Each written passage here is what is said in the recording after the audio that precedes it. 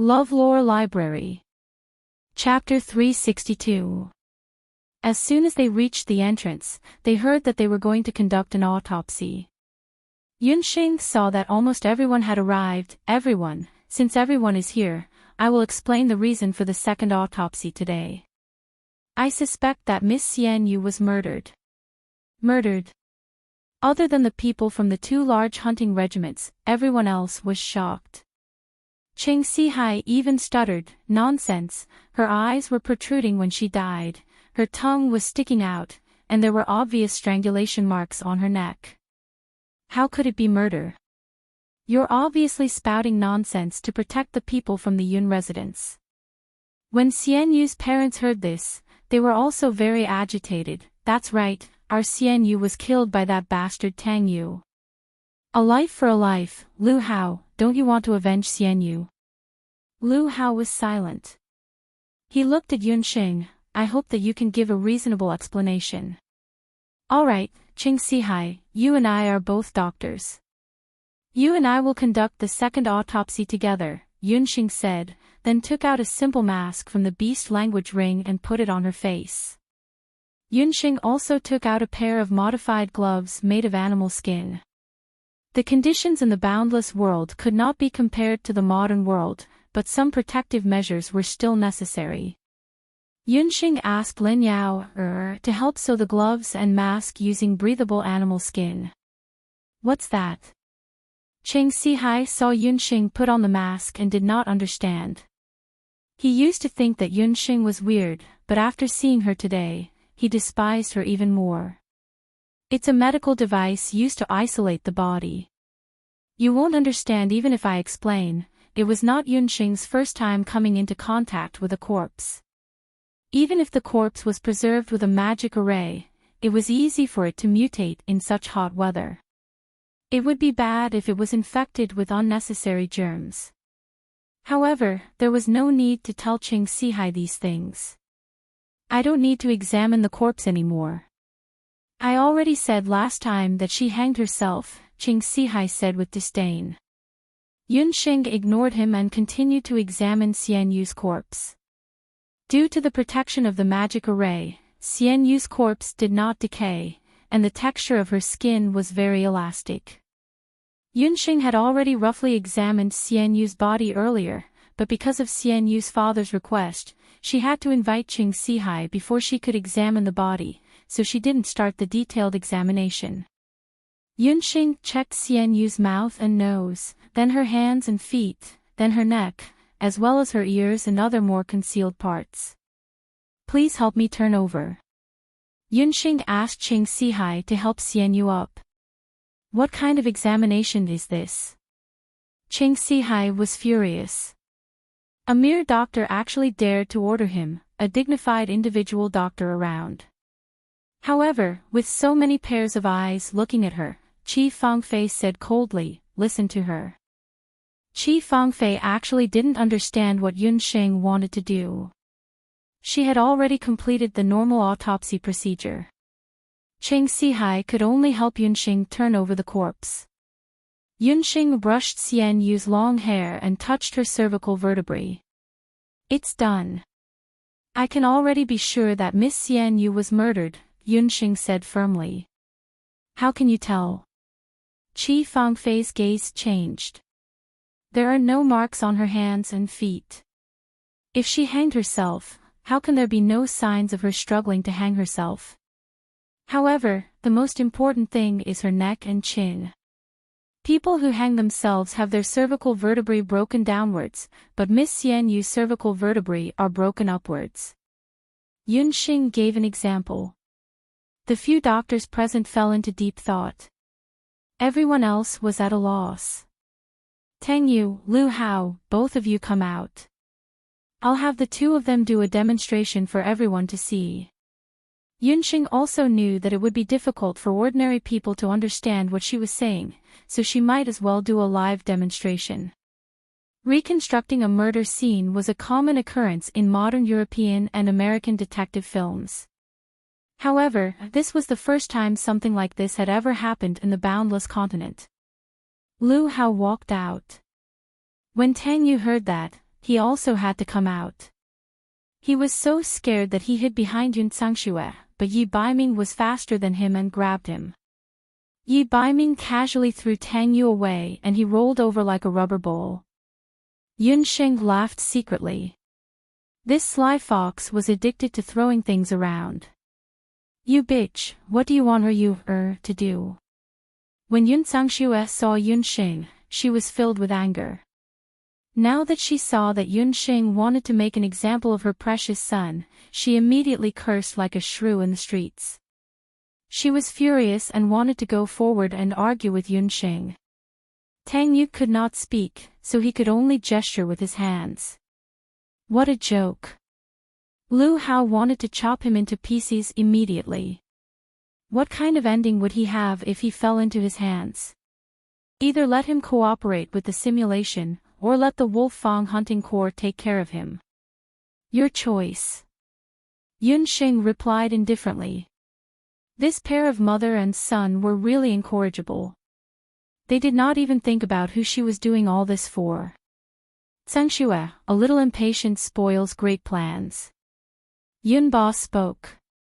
Yun Sangshue looked around again, thinking that since her father was here, that hunter would not really do anything to you, She could only retreat. Tang Yu walked over with trepidation under the angry gazes of countless people. Uncle Yun, please prepare another rope. Remember to make it thicker and sturdier. Your little young master's neck is a few sizes thicker than an average person's.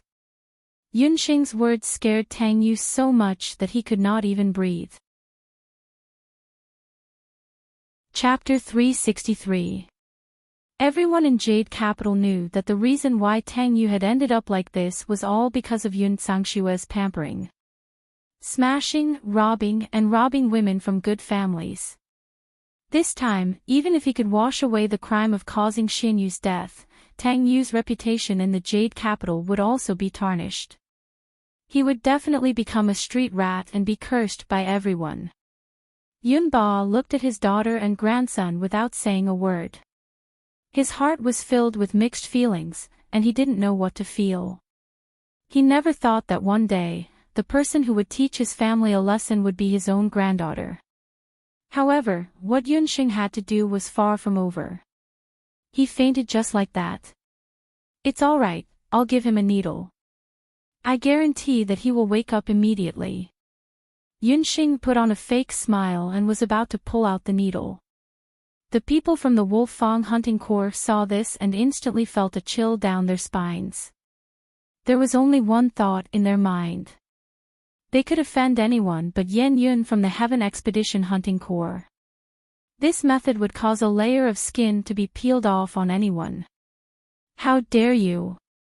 Yun Sangshue almost vomited blood from anger. Tang Yu, who was pretending to be unconscious in her arms, also trembled. I'm only halfway through the simulation. The part of being strangled to death is considered over. As for the part of hanging himself, I still have to find someone to test it out. Tang Yu is the main culprit. If he doesn't try to make up for his mistake and hang himself once for me to compare, then what can I use to prove Tang Yu's innocence? Yun Sheng pointed at the ancient banyan tree calmly. He still had to hang himself once. With his weight, if he really hanged himself once, he would really commit suicide if he failed to save him. Tang Yu couldn't catch his breath. His head tilted and this time, he really fainted. You are so vicious. I'll do as you wish. I'll hang myself in place of my you. Yun Sangshue finally understood that this vicious girl still held a grudge against him and his mother for chasing her out of the Yun residence 2 years ago. She was filled with regret. If she knew that this girl would be so capable today, she wouldn't have given up halfway. She would have found an assassin to kill this bitch directly. Yun Sangshue put down Tang Yu, grabbed the rope, and walked towards the ancient banyan tree. At this moment, she really hoped that her father or second brother would speak up and stop her. However, behind her, there was only silence. No one made a sound. Yun Songlong turned his head away. Yun Ba's eyes darkened and he was about to say something. On the other side, Yun Xing said indifferently, "That's good too. Madam's figure is very similar to Miss Xian Yu's. The effect of the simulated hanging is also very similar." When Yun Ba heard this, he looked at the corpse lying not far away. Chapter 364. This, Vice Commander Yen, why are you suddenly asking about this? Xian Yu and I haven't gotten married yet, and I'm always away from home. I promised that I'll only marry her when I come back next year. We're innocent, Lu Hao said with difficulty. The identity of the suspect is very clear. He is the father of the baby in Miss Xian Yu's womb. Yun Xing's words shocked Lu Hao. Xian Yu's father and mother's expressions changed drastically. Cheng Sihai was tongue-tied, and Qi Fangfei was also shocked. On the other hand, a knowing smile appeared on Yi Baiming's lips as he nodded approvingly at Yun Xing. "You evil woman, how dare you tarnish my daughter's reputation?" When Xian Yu's mother heard this, her vision turned black and she fainted. Xian Yu's father, on the other hand, was furious. He stepped forward and wanted to fight Yun Xing to the death. Lu Hao's face darkened, and his voice turned cold. "Vice Commander Yen, if you can't give me a reason, I will fight you to the death even if my skills are not as good as yours. I'm not talking nonsense. When I was examining Xian Yu, I noticed that her abdomen was slightly protruding. I pressed it with my fingers, and it did not sink. Look at Miss Xian Yu's body, her limbs are very slender." Yun Sheng was very observant. The commoners of the Great Zhou dynasty, because of the influence of the Great Zhou dynasty's martial arts, even the women who did not practice martial arts liked to wear a modified version of the narrow-sleeved, narrow-waisted dress. But when Xian Yu was buried in the coffin, she wore a wide-sleeved dress without a girdle. Because of this, ordinary people would not notice that her abdomen was different. How can clothing prove that she is pregnant? There are many women on the streets who like to wear wide-sleeved dresses. Could it be that they are also pregnant? Qi Fangfei raised her eyebrows slightly. She was critical of Yun Xing's words. As long as we cut open the abdomen and take out the child, the truth will be revealed. Miss Xian Yu's fetus already has bones and flesh. It will be at least 4 months. Yun Xing's words came true. Cut open the abdomen to retrieve the baby. The moment Yun Xing's words came out, even Yun Songlong, Yi Baiming and the others' expressions couldn't help but change. Performing a second autopsy on a dead person was already a big deal. Yun Xing wanted to cut open the abdomen to retrieve the child. Such an act was simply shocking in the boundless continent. Ridiculous. Are you a doctor or not? I've never heard of dissecting a corpse to take out the baby. You don't deserve to be a doctor at all. Cheng Sihai finally got hold of Yun Xing's weakness and jumped up to mock her. Cheng Sihai, as a doctor, you can't even tell if a person is pregnant or not. You're the one who really doesn't know how to treat people. Yun Xing also knew that once she spoke about this matter, it would inevitably lead to criticism. In this era, insulting a corpse was punishable by death. That was why she didn't want to mention that Xian Yu was pregnant with Lu Jia. Yes, we definitely can't let her disgrace my daughter's corpse. Xian Yu's mother couldn't stop crying. Shut up, all of you shut up. Lu Hao was like an angry lion. Under his loud roar, the originally noisy crowd quietened down. Yen Yun, I'll ask you one more time. Are you sure that Xian Yu is pregnant? If Yun Xing's words were true, and Xian Yu hadn't been insulted by Tang Yu 4 months ago, and the child in her stomach wasn't his, then the adulterer was indeed the biggest suspect. Although dissecting a corpse to retrieve the child was shocking and unacceptable, if it wasn't dissected, the person who killed Xian Yu would very likely get away scot-free. Uncle, Auntie. Lu Hao walked in front of the 2 grief-stricken elders and knelt down. Lu Hao is useless and didn't care about Xian Yu. I promise you that if Xian Yu isn't pregnant today, I, Lu Hao, am willing to marry her and worship her as my wife for 100 years. If Xian Yu is pregnant, Lu Hao is also willing to take her as my god-sister and worship her as a family member on Qingming and Double Yang in the coming year. After he finished speaking, he kowtowed 3 times to the 2 elders. Lu Hao's actions made the 2 elders' eyes wet. In the end, the 2 elders finally nodded in agreement. Both of you, I also agree. If my judgment this time is wrong and I've disgraced Miss Xian Yu's name, I'm willing to accept Zhou State's punishment and never be a doctor again. Yunxing also spoke. When Qing Sihai heard this, he was even more bewildered. In reality, he really couldn't tell whether Xian Yu was pregnant or not. When he examined her body just now, he was completely relying on his hands and eyes to observe. Qing Sihai didn't know that not to mention him, even if when De Guo personally came to the scene, he couldn't be sure that he could determine whether Xian Yu was pregnant or not. This was because the living were different from the dead. Even if the dead had the protection of a magic array that prevented the surface from rotting, their internal organs and skin would have a certain degree of change.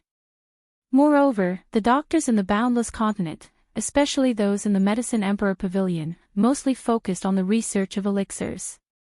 As for the structure of the human body, they only stopped at the most superficial observation, listening, questioning, and feeling the pulse, which was the traditional Chinese medicine diagnosis method. However, Yun Sheng was different. She had learned Western medicine and also had the Shenong Eye and Trillium Hand. Ordinary doctors in the Boundless Continent couldn't be compared to her. Although her Shenong Eye hadn't reached the 3rd level and reached the stage where she could see the internal organs of a person, she could observe the most minute parts that others couldn't notice. Chapter 365. However, Yun Tsangxue stared at Yun Xing, watching her every movement that was as smooth as flowing water. Cutting open the abdomen to remove the child should have been a very bloody scene, but when Yun Xing did it, it did not make people feel nauseous. Every cut of her knife was just right, as if she was cutting a piece of high-quality silk cloth. "It's out." Zhou Quan did not avoid it and was about to move forward, but was stopped by Yun Songlong. Yun Xing didn't even frown as she carried out a lump of flesh from inside. Although the facial features were not clearly formed, it was indeed the corpse of a baby. "My poor daughter." Xian Yu's mother hugged Xian Yu's father and wailed. Lu Hao closed his eyes in pain, but the people of the Yun residence all heaved a sigh of relief.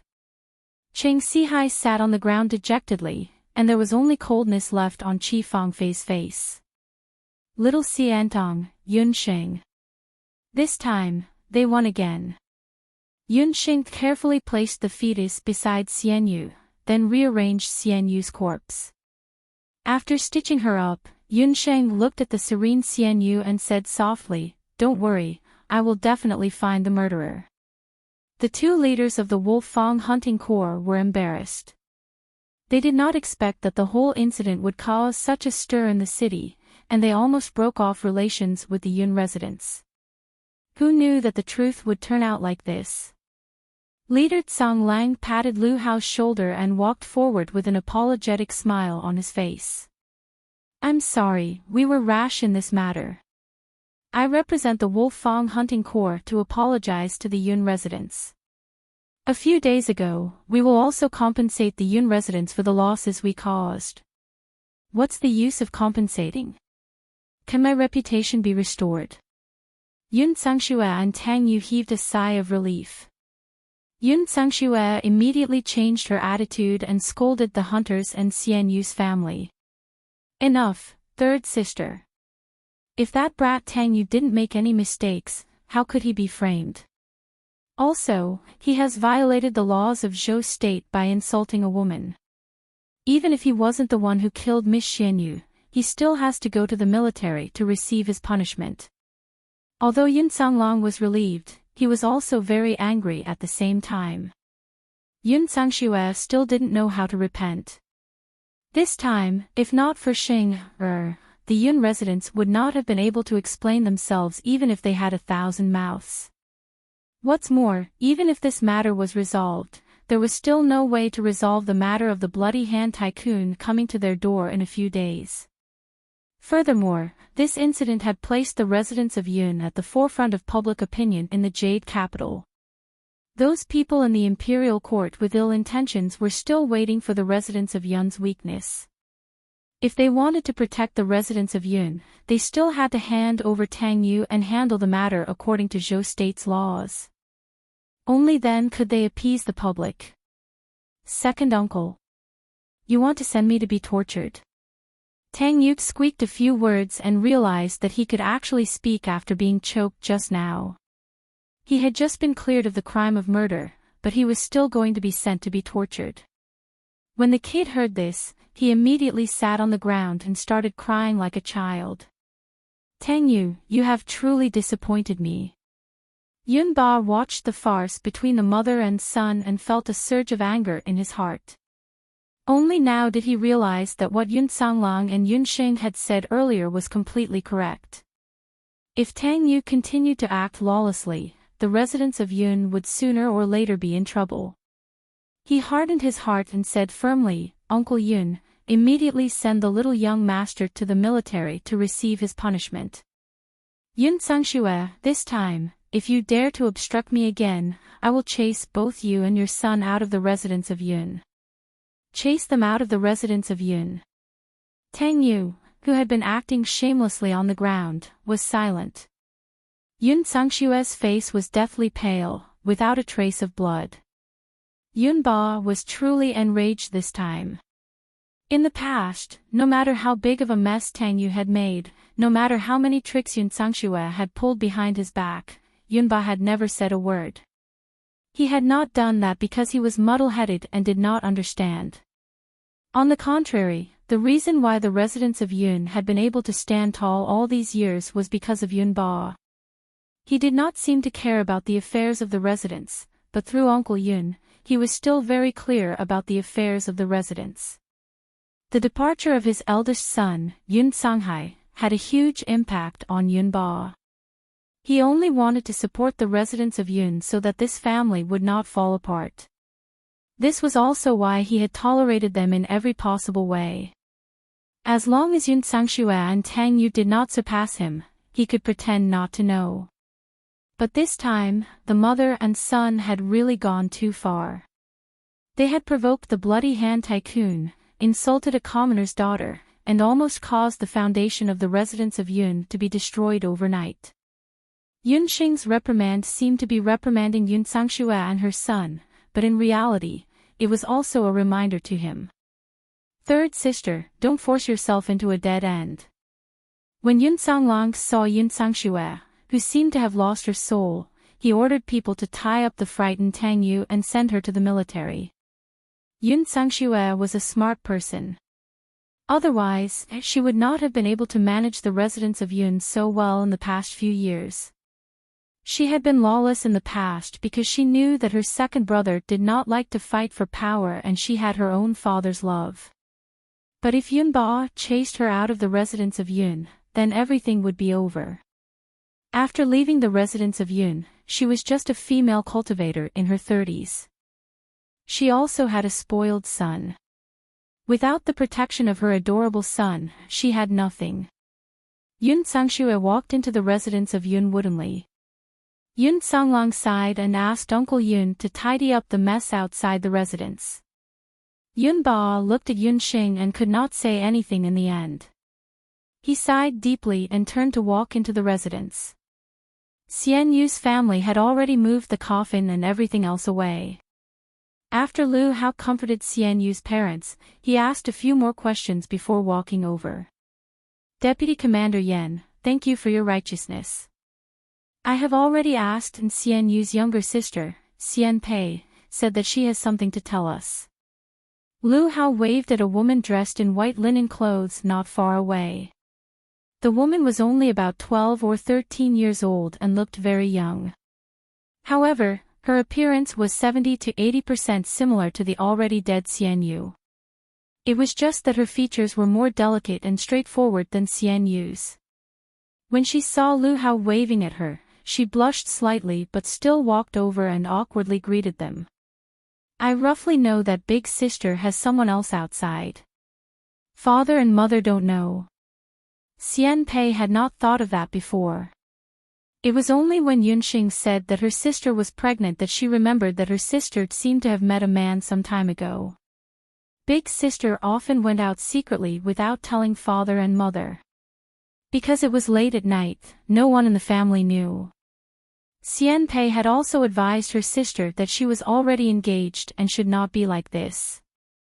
However, she was teased by Xian Yu.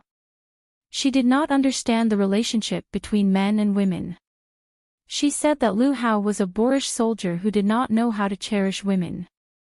She said that she was only concerned about the engagement and did not like Lu Hao at all. When Lu Hao heard this, his expression turned ugly.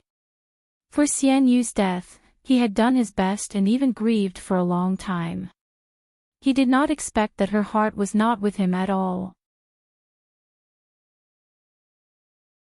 Chapter 366. In that case, have you met your sister's lover? Yunxing asked again. There was once at night, because I was worried about my sister, I secretly tailed my sister. I followed her all the way to a lotus pond in the south of the city. Xian Pei followed her sister all the way to the lotus pond and heard her sister's joyful cries. She vaguely remembered that her sister called that man Xing Lang. Because she was afraid of being discovered by her sister, she didn't dare to get close. From afar, she could only see that the man was wearing a red robe. Red robe. Does the style look like what we're wearing? Yunxing suspected that the person who killed Xian Yu was most likely a warrior or a magician. Unfortunately, after Xian Pei looked at everyone's clothes, she shook her head. She tilted her head and thought for a while. I didn't see that person's face clearly, but I saw that person's clothes very clearly. Because the style was very strange, it was like a lantern, covering the person from head to toe, only revealing the face. Xian Pei didn't know anything else after that. Yunxing and the rest couldn't help but feel disappointed when they heard this. Just a strange red robe couldn't prove anything, and they couldn't find the exact person. In that case, unless Xian Yu came back from the dead, there was no way to find the real culprit. Dr. Yun. Just as they were speaking, Qi Fangfei walked over. After the autopsy, Qing Sihai left dejectedly, but Qi Fangfei stayed behind. She waited for a moment at the side before walking over. Medicine Man Qi, are you here to fulfill our agreement? Yunxing had some impression of Qi Fangfei, remembering that she was Wendagua's medicine man. But from the tone of her conversation with Qing Sihai, it seemed that she wasn't as simple as an ordinary medicine man. This is Qing Sihai's physician token. From today onwards, he is no longer a physician of the Medicine Emperor Pavilion, and can no longer practice medicine as a physician. Today, in the name of the Medicine Sovereign Pavilion, I'll give you the physician token. Qi Fangfei was indeed true to her words. In her hand was the physician token that Qing Sihai had spent tens of years to win. It was the physician token of the Four Directions Scattered Doctor. The doctor's card of the Four Directions Doctor was no small matter. It meant that the doctor who held the card could not only practice medicine within the country, but could also legally practice medicine in other countries. Due to the noble status of doctors, especially those above the level of Dr. Ling, they were highly sought after in various countries. The Four Directions Scattered Doctor's plate was equivalent to a pass through the entire continent. No matter which country they passed through, they could waive the toll fee. When a doctor opened a medical clinic, he or she could also reduce part of the country's taxes. Her cultivation was not weak, she was also a martial saint. However, when this person came in, she did not sense anything at all.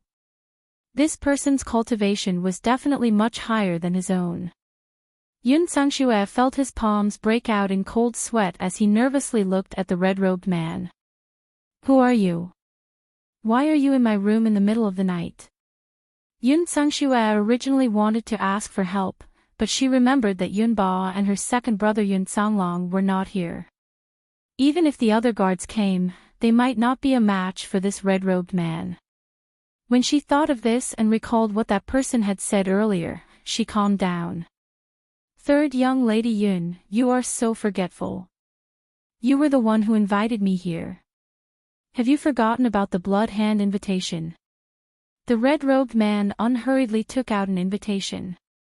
When she saw the invitation, Yun Sangxue felt her scalp go numb. You are one of the blood hand tycoon's men. Yun Sangxue looked at the man's clothes and recalled some rumors about the blood hand tycoon on the mainland. She already understood that this man was one of the blood hand tycoon's men. In order to protect you, Yun Sangxue did not hesitate to find the blood hand tycoon, hoping to use them to attack the Wolf Fang hunting corps. However, she did not expect that Yun Sheng would appear midway.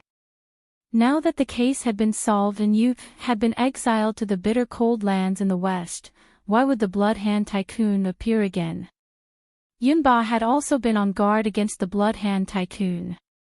After waiting for a few days, no one had come.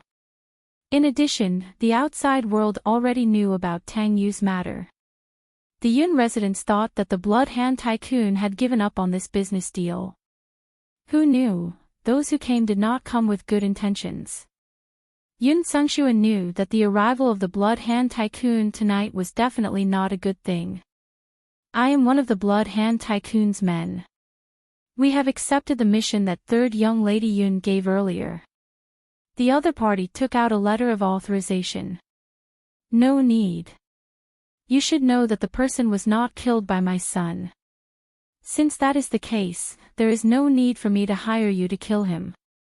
Yun Sangxue still remembered that Yun Songlong had said that once the blood hand tycoon carried out a mission, the employer would have to pay a heavy price. Her position in the Yun residence was precarious. She definitely could not provoke the blood hand tycoon at this time. Once the blood hand tycoon has accepted a mission, it cannot be cancelled. You should know this rule. However, since the other party is third young lady Yun, I can give you some face. You can change your hunting mission. For example, let us take care of the exiled young Master Tang. The red-robed man's words were like a sharp sword that accurately pierced Yun Sangxue's heart. Her brows twitched and she stood up agitatedly. What did you say? You can help me save you, Tang Yu's exile this time was a secret. Yun Ba had clearly told the military that no one was allowed to tell Yun Sangxue Tang Yu's exact whereabouts.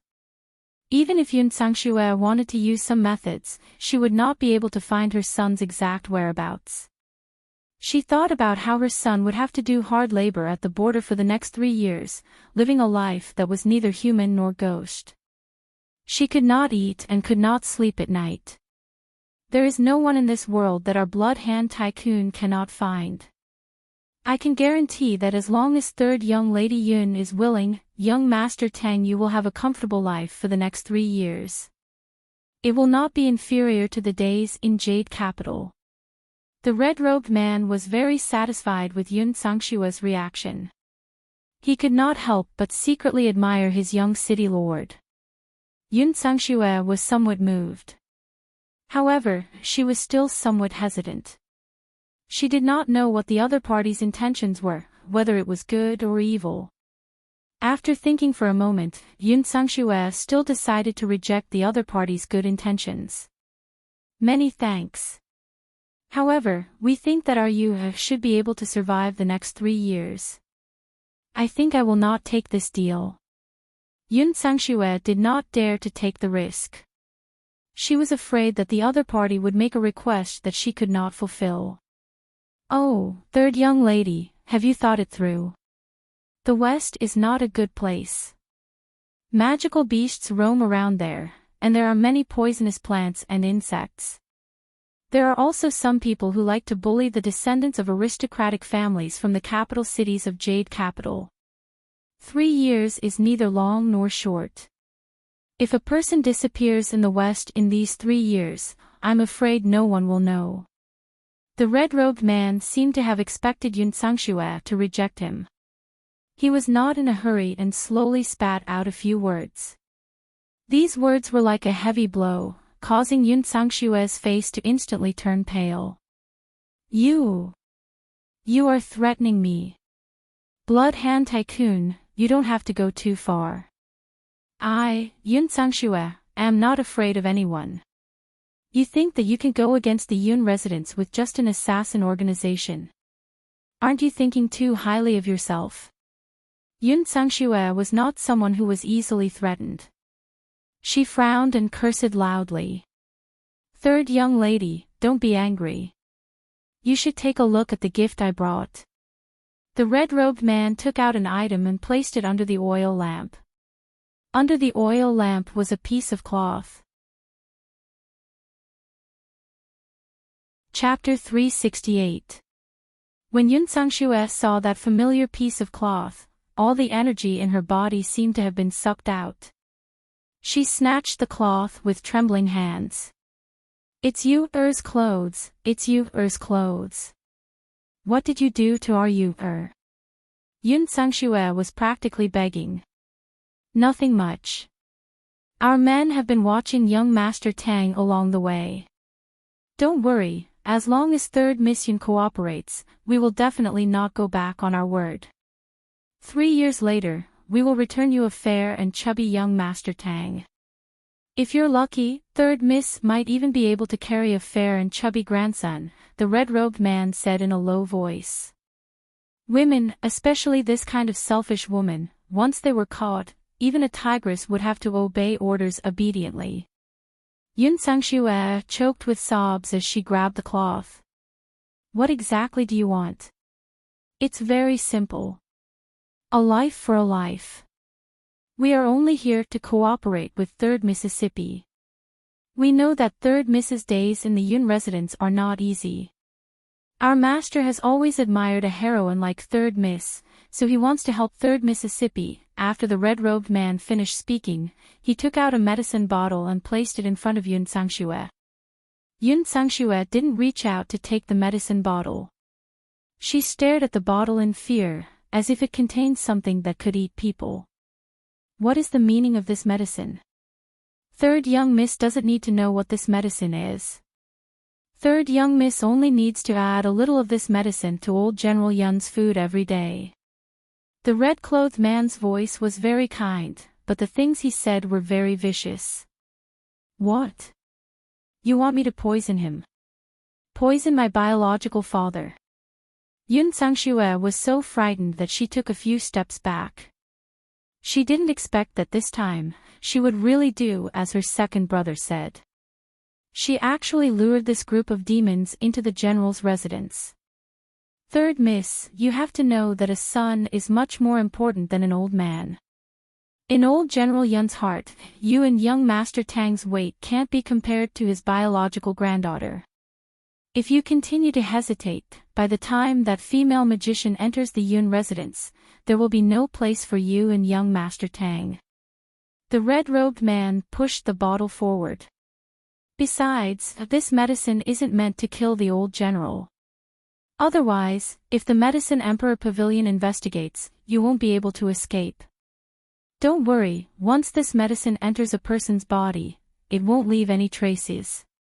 Yun Sangxue's heart was constantly struggling.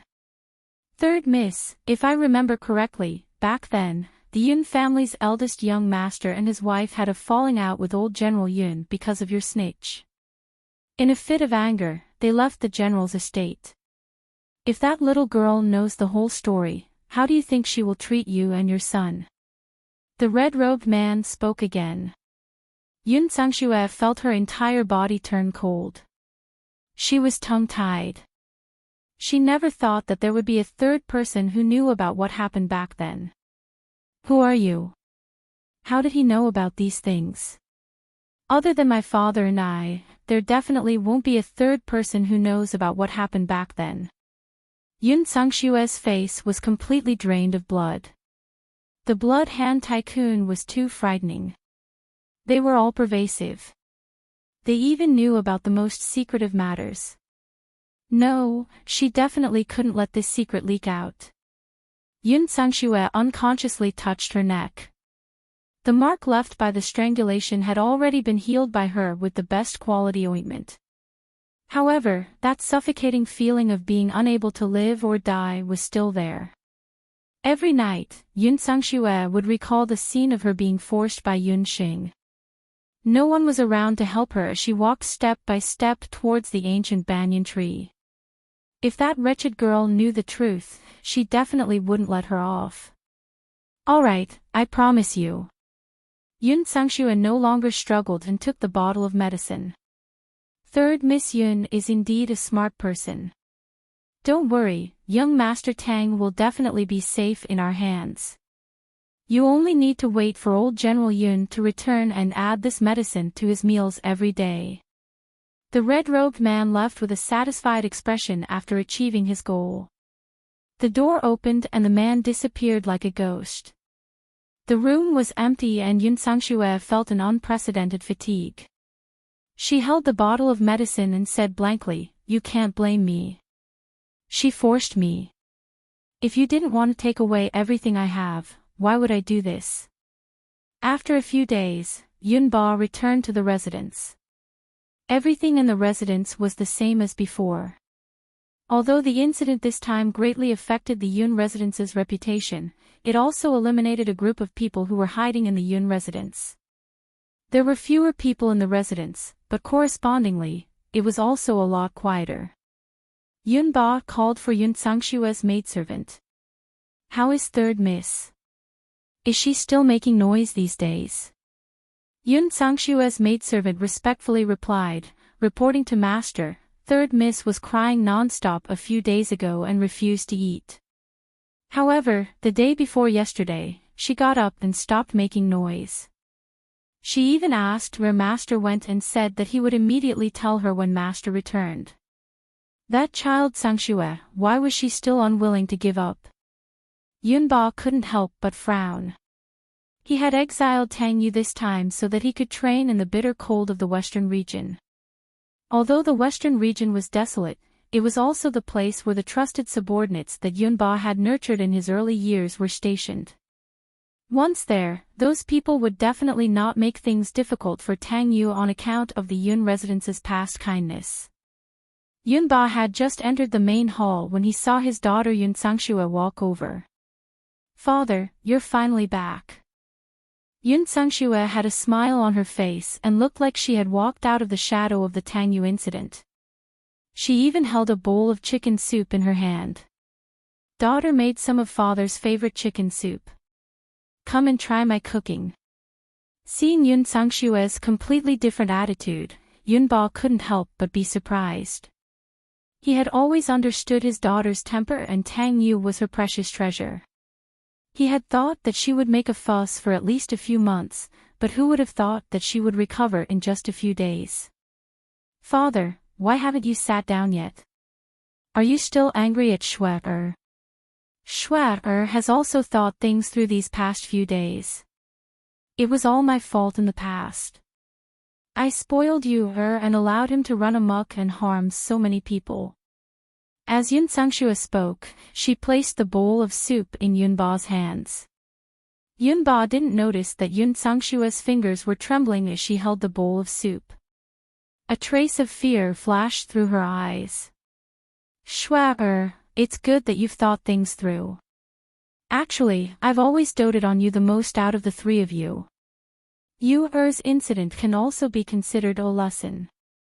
He will be back in 3 years. When the time comes, I will get a job in the military for him. You can rest assured." Yun Ba saw that his daughter's attitude had changed for the better and then looked at the chicken soup that had been delivered. Yun Sangshue listened to Yun Ba's words and watched him deliver the chicken soup to his mouth. Her heart skipped a beat and she couldn't help but shout, "Father!" Yunba paused before continuing, also, this time, no matter what, that girl Yunxing also helped you greatly. You're not allowed to make things difficult for her in the future. Yunxing. It was Yunxing again. Chapter 369. Yun Sangxue smiled bitterly. Sure enough, her father's heart was still with his own granddaughter. Only Yun Xing was a true descendant of the Yun family with the surname Yun. How could her Tang Yu compare to that cheap girl with equally exquisite medical and magic skills? Right, Shui, why did you call father just now? Yun Ba was puzzled. Nothing, I just wanted to remind you that the chicken soup is a little hot, so be careful. Yun Sangxue blankly watched Yun Ba drink the chicken soup. Shui personally made chicken soup, the taste is really good. Yun Ba didn't doubt her words and praised. If father likes it, Shui will make it for you every day. Seeing that Yun Ba didn't show any signs of poisoning after drinking the chicken soup, Yun Sangxue rejoiced in her heart. After Tang Yu's matter was resolved, Yunxing also breathed a sigh of relief.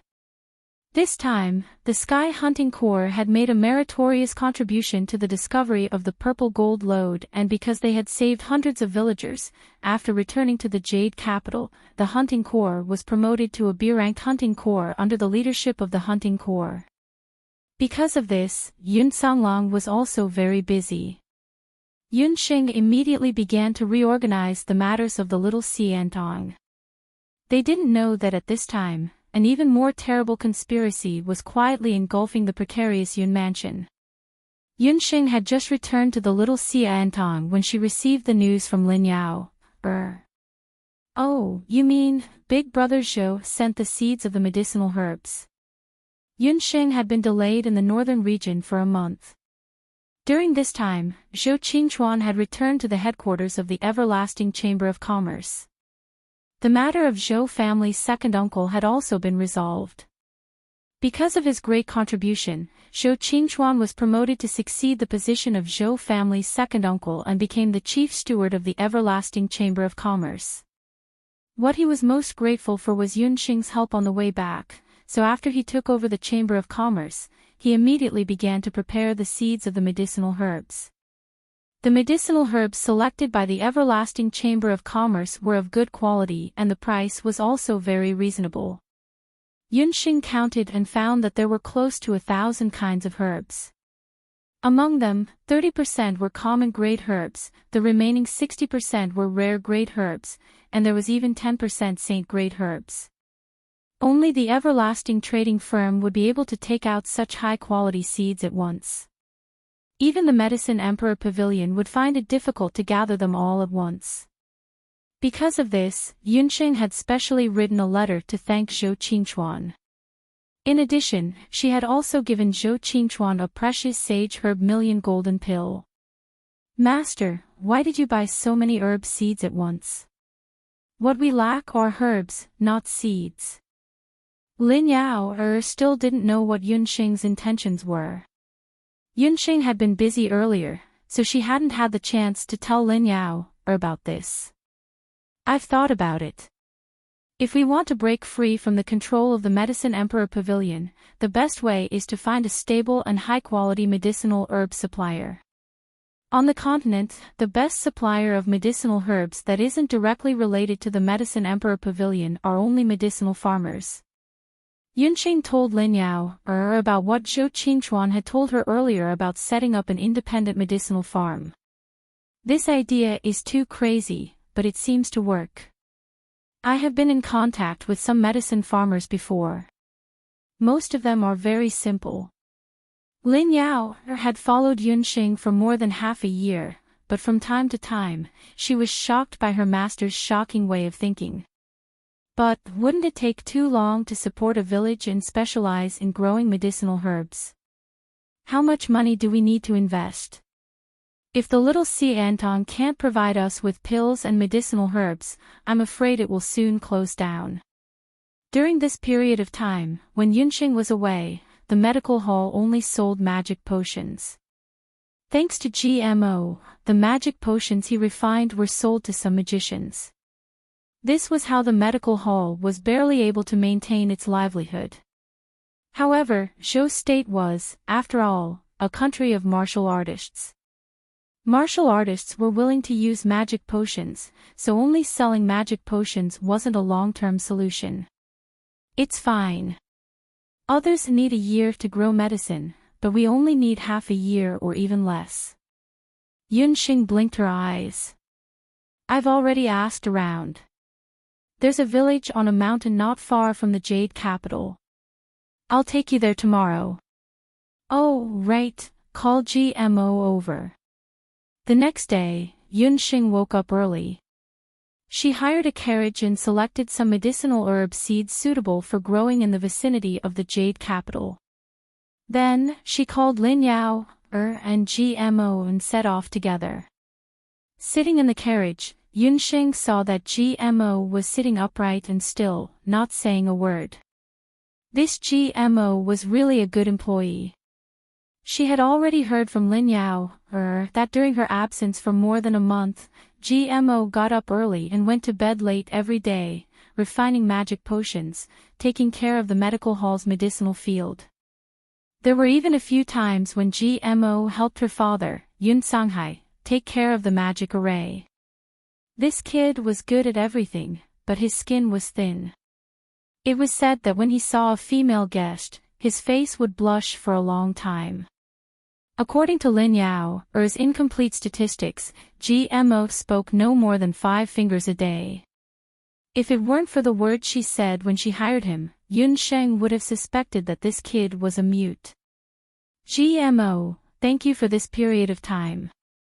Dr. Fan doesn't understand magic potions, but thanks to you, the medical hall can continue to support itself. Yunsheng sincerely thanked him. It's what I should do. I was invited by Miracle Dr. Yun. Moreover, I wasn't the only one who did the work. The ancient magicians also came to help. Mo's expression remained unchanged. In front of Yunsheng, he was neither servile nor overbearing. Heaven knew that the more he was like this, the more interested Yunsheng was in talking to him. She wanted to see if he could break the record of talking in a day. GMO, do you know why I went to the village this time? When Yunsheng brought GMO along, she simply said that she wanted to take a look at the village. She didn't explain her specific intentions. Miracle Dr. Yun is going to look for medicinal herbs, right? GMO actually didn't quite understand why Yunxing wanted to go to such a remote mountain village to look for medicinal herbs. The carriage had already traveled for dozens of li. The mountain road was getting steeper and steeper, and the carriage was shaking violently. The surrounding scenery was also getting more and more desolate. GMO remembered that there shouldn't be any villages in the vicinity that were rich in medicinal herbs. You're right. We're here to look for medicinal herbs. To be more precise, we're here to look for a place where we can grow medicinal herbs. As Yunxing spoke, the carriage had already turned into a difficult mountain path. Guest, the road ahead is not easy to walk on. The carriage can only go up to here. The coachman poked his head in. The carriage stopped at the foot of a mountain that was more than 1,000 meters above sea level. In front of them, there was only a mountain road that could only accommodate 2 people walking side by side. Other than animals like mules, the carriage really couldn't go up. It's not a problem. Uncle, take this money and stay at the foot of the mountain for the night. Come back tomorrow afternoon to pick us up. After Yunxing finished speaking, she lightly floated and was already on the mountain road. GMO also got off the carriage. He saw that on the mountain road, Yunsheng was wearing an emerald green dress. Her facial features were picturesque. She was looking at the village on the mountain with a faint smile on her face. She was very suitable to wear green. GMO seemed to be attracted by Yunsheng's expression. After not seeing her for a month, she had become stronger again. Chapter 370. You two, get ready. We still have a stretch of the mountain path to walk. It will be much easier to use magic along the way. Yunxing had already started moving. She had the protection of the wind spirit, so it was very easy for her to use wind magic. As she walked, her speed was much faster than the average warrior. On the other hand, GMO was walking at a steady pace while Lin Yao lagged behind. Yunxing had no choice but to support her with the levitation spell. It took half an hour for the three of them to reach the middle of the mountain. As a magician, your stamina is pretty good. Yunxing looked at GMO and saw that he was calm and did not show any signs of fatigue. Lin Yao took the meditation water from Yunxing and drank it in one gulp. Only then did she feel that the magic elements in her body had recovered a little. I'm from the mountains. When I was young, I often walked the mountain paths and practiced. GMO said vaguely. However, Yunxing gave him the middle finger in her heart. Pretending, still pretending. How could there be such an otherworldly mountain person whose words and actions were comparable to that of a noble? When Gufeng told her that there was a very faint light magic element in G-Mo's body, she had suspected that G-Mo's identity was not simple. Yunxing was meticulous. She kept chatting with GMO along the way so that she could get some clues from his words. However, GMO was also very cautious. He did not speak much, but he answered all her questions. Along the way, Yunxing did not find any flaws in his answers. However, she was certain that GMO's identity was not simple. As soon as GMO finished speaking, his gaze turned towards the mountain village, and his expression changed slightly. Yunxing also turned around. When she saw the situation in the mountain village, Lin Yao could not help but exclaim, "Ah, why is this place so poor?" The village that Yunxing and the rest arrived at was located on a 1,000-meter-high mountain. It was called Zhouchu Village. It was the village with the highest altitude outside of Jade Capital. At the same time, it was also famous for being poor in this area. This place was indeed very poor. In the entire village, there were only a few dozen thatched houses. The best houses in the village were just a few houses built with stones. The entrance to the village was the mountain path. Beside it were some corn stalks that had just sprouted. At a glance, there was nothing else in the entire village other than these.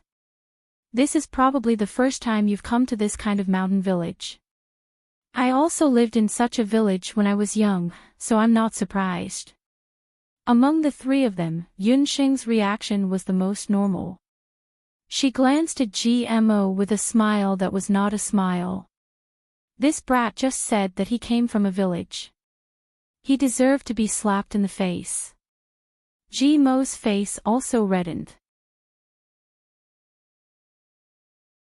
Chapter 371. Hearing that the divine doctor who treated him in the city a few days ago had come, the village chief was very happy.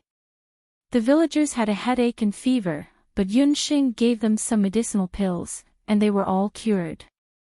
They were very grateful to Yunxing and little Xiantong. The village chief persuaded the villagers to go back and let his wife greet Yunxing and others to enter the house. Although he was the village chief, the farmer's family was not rich. The couple raised 3 or 4 children. During the meal, the children ran around the table.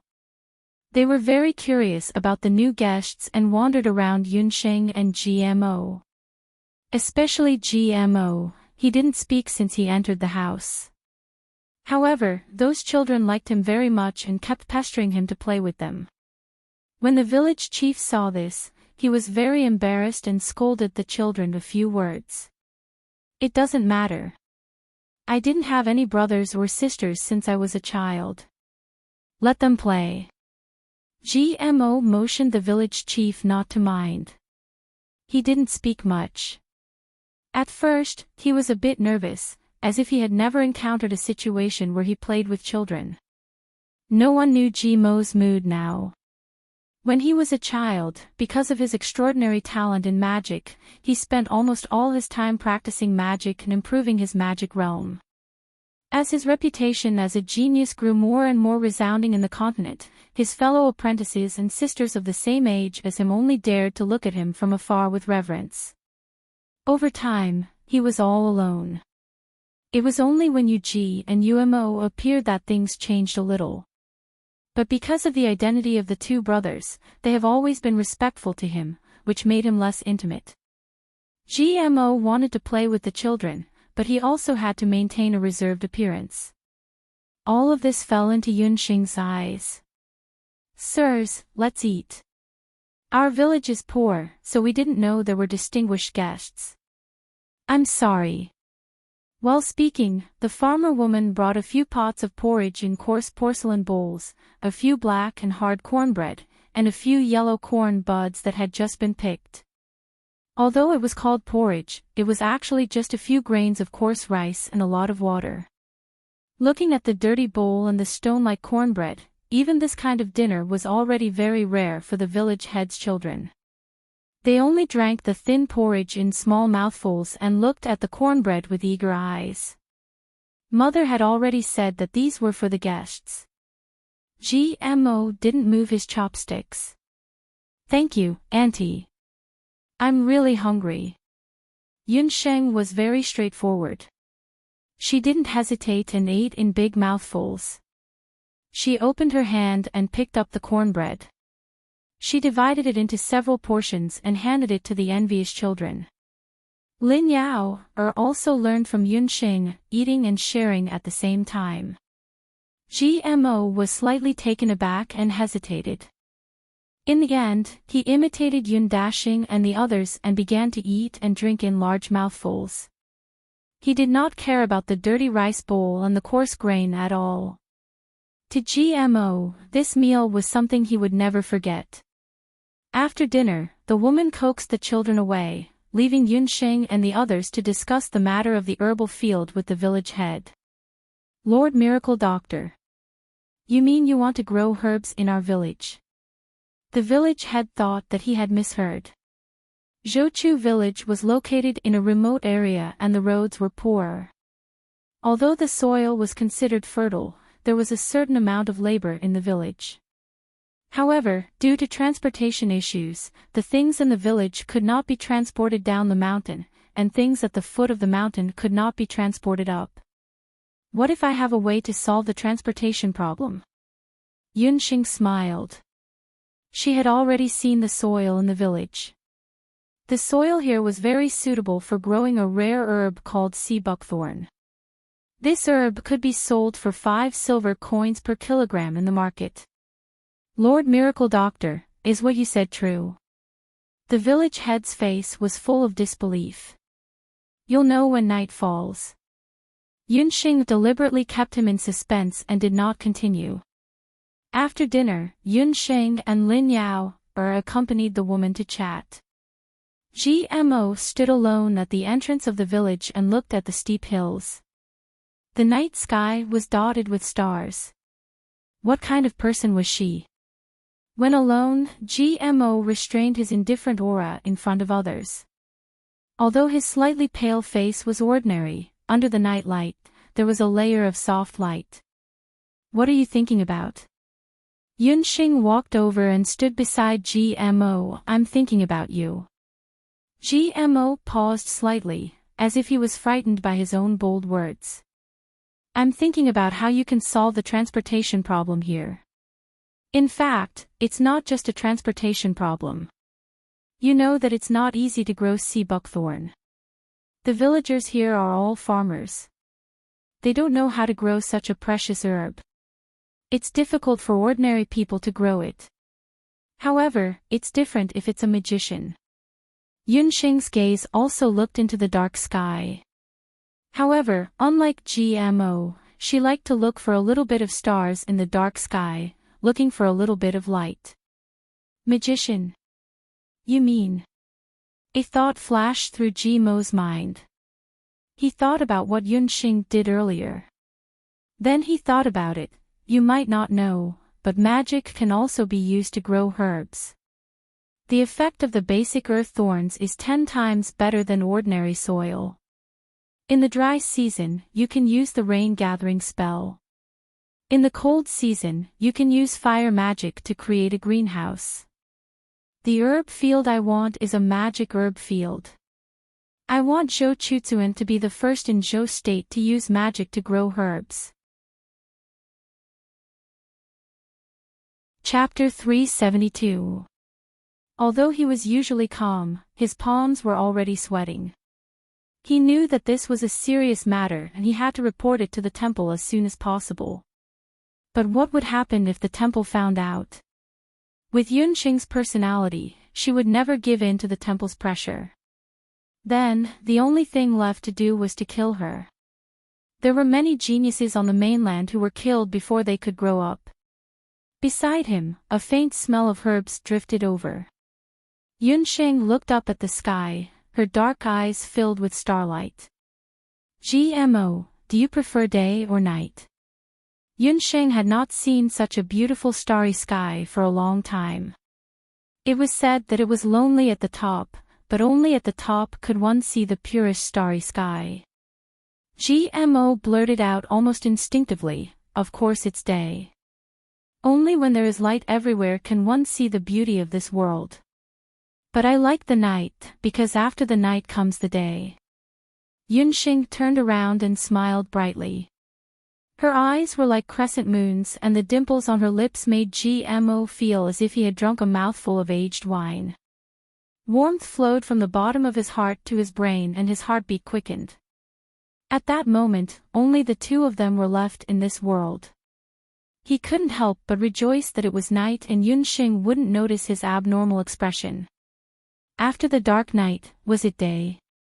Just as GMO was about to ask Yunxing why she said that, the starlight disappeared. In the dark night sky, a group of things flew over from afar. As they got closer, they saw that it was a group of bat beasts. They were not ordinary bat beasts, but gigantic winged green bats the size of ponies. The giant winged green bat was a special magical beast that lived on an island in the sea. It was the largest type of bat, but it was different from other bats. It didn't only appear at night.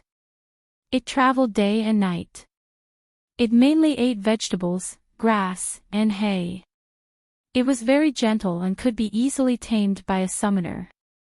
In Penglai, the gigantic winged green bats were a very popular aerial mount. There were no less than 50 bats and the leader was a sacred beast summoner that had not been seen in a long time, Zhong Yi. His commander Dragon Claw Bat flew at the very front. GMO noticed that the gigantic winged green bats were carrying seeds and fertilizer on their backs. "Zhong Yi, you're really slow. I thought we'd have to wait until dawn," Yunxing complained impatiently when she saw Zhong Yi. "Hey, my little ancestor, you think it's too slow? It only took me 1 day and 1 night to tame these big guys. Then, I flew them across more than half of Zhou State before arriving here. Along the way, I had to think about not scaring the civilians, so I took the long way around. Do you think it's easy for me?" Zhong Yi jumped down from Bat King's back and complained. Speaking of which, it was quite embarrassing.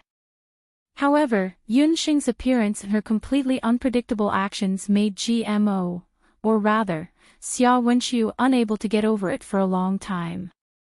That's right, this sorcerer called GMO was the young and precocious person from the Dharma Temple, Xia Wenqiu, who made the entire magical world tremble in fear upon hearing his name.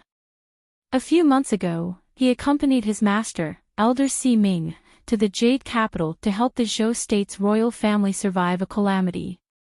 However, it was at that time that the appearance of the moon god's praise high-grade magical potion, as well as the appearance of the sacred elixir, Sage Herb Thousand Golden Pill, made the Dharma Temple, which had always been calm in handling matters, somewhat flustered.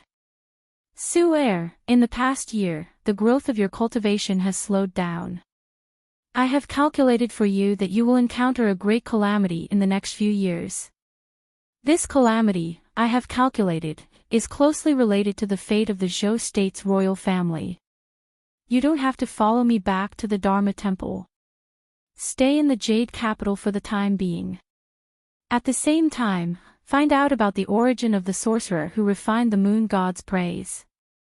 Remember, no matter what the situation is, you cannot go against the will of heaven.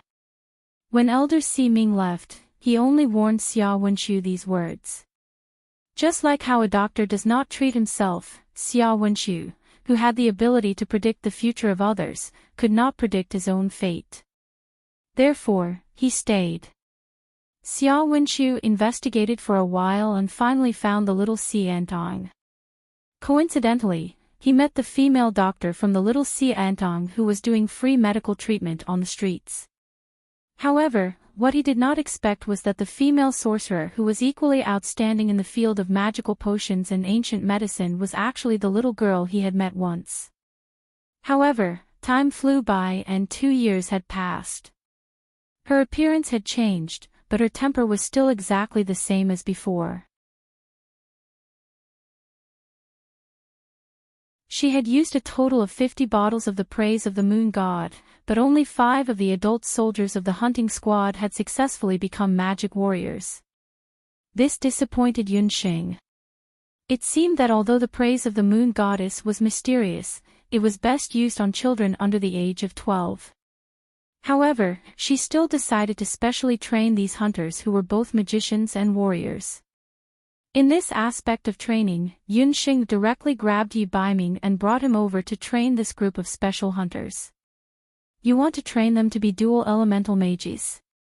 Yi Baiming raised his eyebrows. He had never rejected Yunxing's requests. In Zhou State, there were not many people who knew that Yi Baiming was a dual elemental mage. If it were anyone else, Yi Baiming would have killed them immediately. But since it was Yunxing, he could not reject her. I can help you train them, but I want 10 of them. Also, I have a request.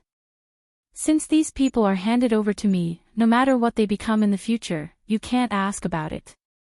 Yi Baiming's words made Yunxing shudder. Actually, ever since Yunxing disappeared for no reason, Yi Baiming already felt that there was a need to train a group of personal guards for Yunxing. He could not be by Yunxing's side all the time. Therefore, a group of personal guards that belonged to her and that Yi Baiming could trust at the same time was especially important.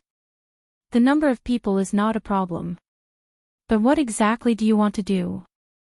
Yunxing always felt that the longer she spent with Yi Baiming, the less she understood him. I want to train them to be magic warriors. Yi Baiming smiled and did not want to say more. Yunxing did not ask any more questions. After a few days, she gathered enough warriors and mages and handed them over to Yi Baiming. This group of magic warriors disappeared without a trace. Yunxing did not have any news about them. It was not until later, when Yi Baiming handed over the 10 personal guards to Yunxing, that Yunxing knew what magic warriors were. At this time, Zhou Quan also went to look for Yunxing. Young Master Yun, we have already searched the entire Jade capital. We have also been monitoring the lotus garden that Miss Xian Pei mentioned for a long time, but we have not found any red-robed man. Zhou Quan and the rest were still searching for Xian Yu's murderer. This case had already been closed by the authorities and was classified as murder. However, there was no clue as to the murderer. Zhou Quan also did not understand why this young master was still so persistent in finding the murderer since Tang Yu had already been exiled and cleared of the crime. Yunxing naturally would not tell Zhou Quan that she suspected that the red-robed man was related to the Grand Emperor city. After all, the entire purpose of this matter was to destroy the reputation of the Yun residents. In addition, Xian Mimi had previously said that Xian Wuji did not return to the Grand Emperor city but went to the Jade capital. Yunxing had already searched all the inns in the Jade capital but did not find Xian Wuji's whereabouts. As such, there could only be 2 reasons. One was that Xian Wuji had already left the Jade capital. The other was that Xian Wuji very likely had a residence in the Jade capital. Therefore, the soldiers of the Heaven Extermination Hunting Corps could not find any clues about him. After all, the Grand Emperor city was rich and imposing. It was very normal for them to have residences in the capital cities of various countries. The Grand Emperor city and some important people in Zhou state must have a certain connection. Xian Wuji's original plan had been thwarted by Yunxing. No one knew what he would do next. As time passed, the uneasiness in Yunxing's heart grew stronger. She had a feeling that something was going to happen, but she could not find any clues. Vaguely, she felt that some conspiracy was about to happen. However, the enemy was in the dark while she was in the light. She really had no way of finding Xian Wuji. The more it was like this, the more Yunxing felt the importance of having her own personal bodyguard. Oh right, young Master Yun, you were busy with the medical center earlier. I haven't told you yet. Zhou Quan recalled something. He told Yunxing that after the purple gold mine had collapsed, they had found a special kind of ore when they were cleaning up the scene. Zhou Quan ordered someone to take a piece of ore. This ore was the one that Yunxing had used the lightning to blast open the abnormally hard wall. Chapter 374. That day, after Yunxing used the magic lightning vortex to blow up the strange wall, she entered the geocentric smelting cave. Later, when the hunters entered the cave to clean up the scene, they discovered that it was not an ordinary stone, but a very special kind of metal. We went to the blacksmith's shop in the city and asked. No one recognized this kind of metal, and this kind of metal is very light. Zhou Quan told Yun Songlong about this matter. Yun Songlong only said that they should keep the ore first and wait for Yunxing to return before making a conclusion. Who knew that after Yunxing returned, she would be busy with Tang Yu's murder case, and then the matter of the magic medicine manor. It was delayed until today that Zhou Quan remembered this matter. When Yunxing heard this, she could not help but feel a little strange. She also knew that the wall was not an ordinary thing. After all, it was a magic wall used to seal by an. It was very likely that it was left behind by the powerful magician who suppressed by an earlier time. Yunxing looked at the stone left behind by the shattered wall and found that it was just as Zhou Quan said.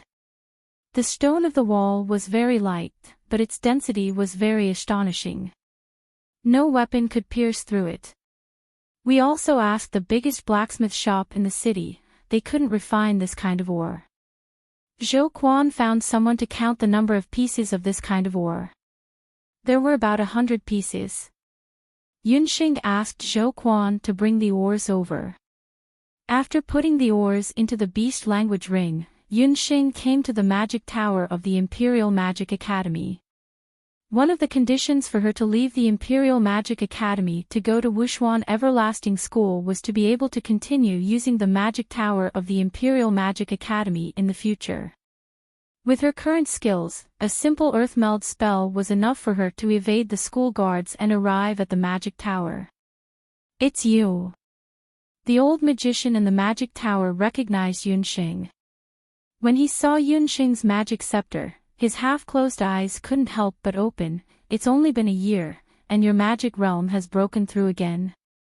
The old magician had stayed in the magic tower for a long time and had seen countless students and mentors, but it was the first time he had seen someone like Yunxing. He remembered that the last time Yunxing came to the magic tower, her magic cultivation was only that of a magician, but now she was already an archmagus. To be precise, she was a peak great magician. He could sense that Yunxing was about to break through to master magician's cultivation. Yes, Sir Old Magician, I came here today to practice, and also to ask you about something. Yunxing knew that many mentors would enter the magic tower to refine equipment. The old magician has been guarding the magic tower for a long time, so his knowledge shouldn't be comparable to an ordinary magician. Yun Songhai also had the same idea when he chose the bewitching bone scepter for Yunxing. Yunsheng looked at the magic scepter and was a little puzzled. Sir Old Magician, this magic scepter is too old. Even if it is repaired, it won't be very useful. You should change it. No, I'm not afraid that you will laugh at me. This magic scepter was found by my late wife together with me. It has been with me for 70 years. My age is about the same, and I don't intend to change it. When the old magician spoke of his late wife, there was a touch of indescribable tenderness in his eyes. To the old magician, this magic scepter was like his beloved wife who had been with him for many years, but had passed away due to illness. He could no longer live without it. Therefore, he wanted to ask Yunsheng to use the hellfire in her body to refine this magic scepter for him. Legend has it that the hellfire of the elves was the most magical flame in the world. It could wash away the impurities of a magic scepter and make it shine with magic power again. Yunsheng was touched by the old magician's infatuation with his wife, and decided to help him refine this magic scepter that had been around for 70 years. The old magician also kept his promise, and immediately told Yunsheng the secret of refining the hellfire ore again. It was fate that the hellfire ore fell into Yunsheng's hands. This was because Yunsheng had the hellfire of the elves, the only one on the continent that could refine the hellfire ore again. Chapter 375. For others, even if they obtained the hellfire ore, they wouldn't be able to refine it. Instead, it would be thrown away as a waste ore. But the ores are different in your hands, because you can refine them with karmic fire and refine them into the one and only magic tool of eternal life. The old magician said as he looked at Yunsheng's karmic fire ores with envy. Eternal magic tool. Yunsheng could be considered half an entry-level magic craftsman now. She had refined abandoned magic scepters before. She knew that the magic weapons on the boundless continent were called low grade, middle grade, high grade, saint grade, and divine grade. However, she had never heard of an eternal magic weapon. The name of the eternal magic tool came from the ordinary magic tools. Compared to the ordinary magic tools, which would automatically be destroyed after one or several uses, the eternal magic tool would never be destroyed. It was also called the eternal magic tool. It was like a battle beast, from the time it was formed to the time it fought. It would gradually become stronger through continuous trials. However, it was more powerful than a battle beast because it was made of ore and would not be killed directly. You mean, it's like I have a robot? Yunsheng didn't understand what he was saying. Robot? What's that? That is to say, you have a super magic soldier that is constantly getting stronger. The old magician didn't understand what Yunsheng was talking about. Yunsheng suddenly understood. She looked at the ore in her hand and unconsciously swallowed a mouthful of saliva. She muttered, "It's a pity that I only have a few dozen kilograms of karmic fire ore. If I had a large pile of karmic fire ore, I could refine a super army." This thing was good. If she encountered any life-threatening missions in the future, she could directly send the magic soldier. Seeing Yunsheng's eyes shining and her head full of fantasies, the old magician shook his head. This little girl didn't know what kind of terrifying existence she had. She actually wanted to have a super magic soldier. That's why I'm saying that your fortuitous encounter has made this old man jealous. Forget it, you're also a student of the Royal Magic Academy. Here is a magic card with unlimited usage. Keep it. In the future, whenever you need it, you can directly enter the magic tower. The old magician shook his head as he looked at Yunsheng, who was completely immersed in the thoughts of refining a magic soldier. He had a vague premonition that the future of the Royal Magic Academy might be closely related to this female student in front of him. Thank you, Sir Old Magician. I'll take your magic scepter and enter the magic space. Yunsheng couldn't wait to try the new refining. She put away the magic scepter and walked towards the higher floors of the magic tower. When he was halfway there, he heard footsteps coming from the front. "It's you. Why are you here?" Chen Lianer was walking down the stairs not far away. After returning from Luoxia City, Yunxing heard that Chen Lianer had gone missing. However, she was sent back later. Since then, Chen Lianer seemed to have disappeared without a trace. When Yunxing saw Chen Lianer again, she found that the magic around her was much stronger than before. Master Magician. She actually broke through earlier than the Crown Prince Yibalian. It was true that a scholar who had been away for 3 days had to be looked at with new eyes. Yunxing found that Chen Lianer's cultivation had greatly increased. Moreover, she was different from when she saw her before. Chen Lianer in front of her looked overly calm. Her face that was injured by the water arrow fin fish had already recovered. Her skin was creamy and her face was flushed. She didn't look like she was disfigured at all. "If you can be here, then I can naturally be here too. Don't forget, I'm also a student of the Royal Magic Academy." Yunsheng was still a student of the Royal Magic Academy in name. Chen Lianer had no right to prohibit her from cultivating in the magic tower. After saying that, Yunxing walked forward by herself. When she brushed past Chen Lianer, the other party said sinisterly, "Don't be too proud. Your good days with Yi Baiming are coming to an end. When the Crown Prince ascends the throne, the first person he will kill will be Yi Baiming." Hehe, you can say this in front of the Zhou State Emperor. I think the Zhou State Emperor is still in his prime. It won't be the Crown Prince's turn to ascend the throne for a while. Yunxing sneered. This woman was also ridiculous. She wasn't anyone related to Yi Baiming. What was the use of saying these things to her? Even if the Zhou State Empire was in chaos, it had nothing to do with Yunxing. After saying that, she left in a flash.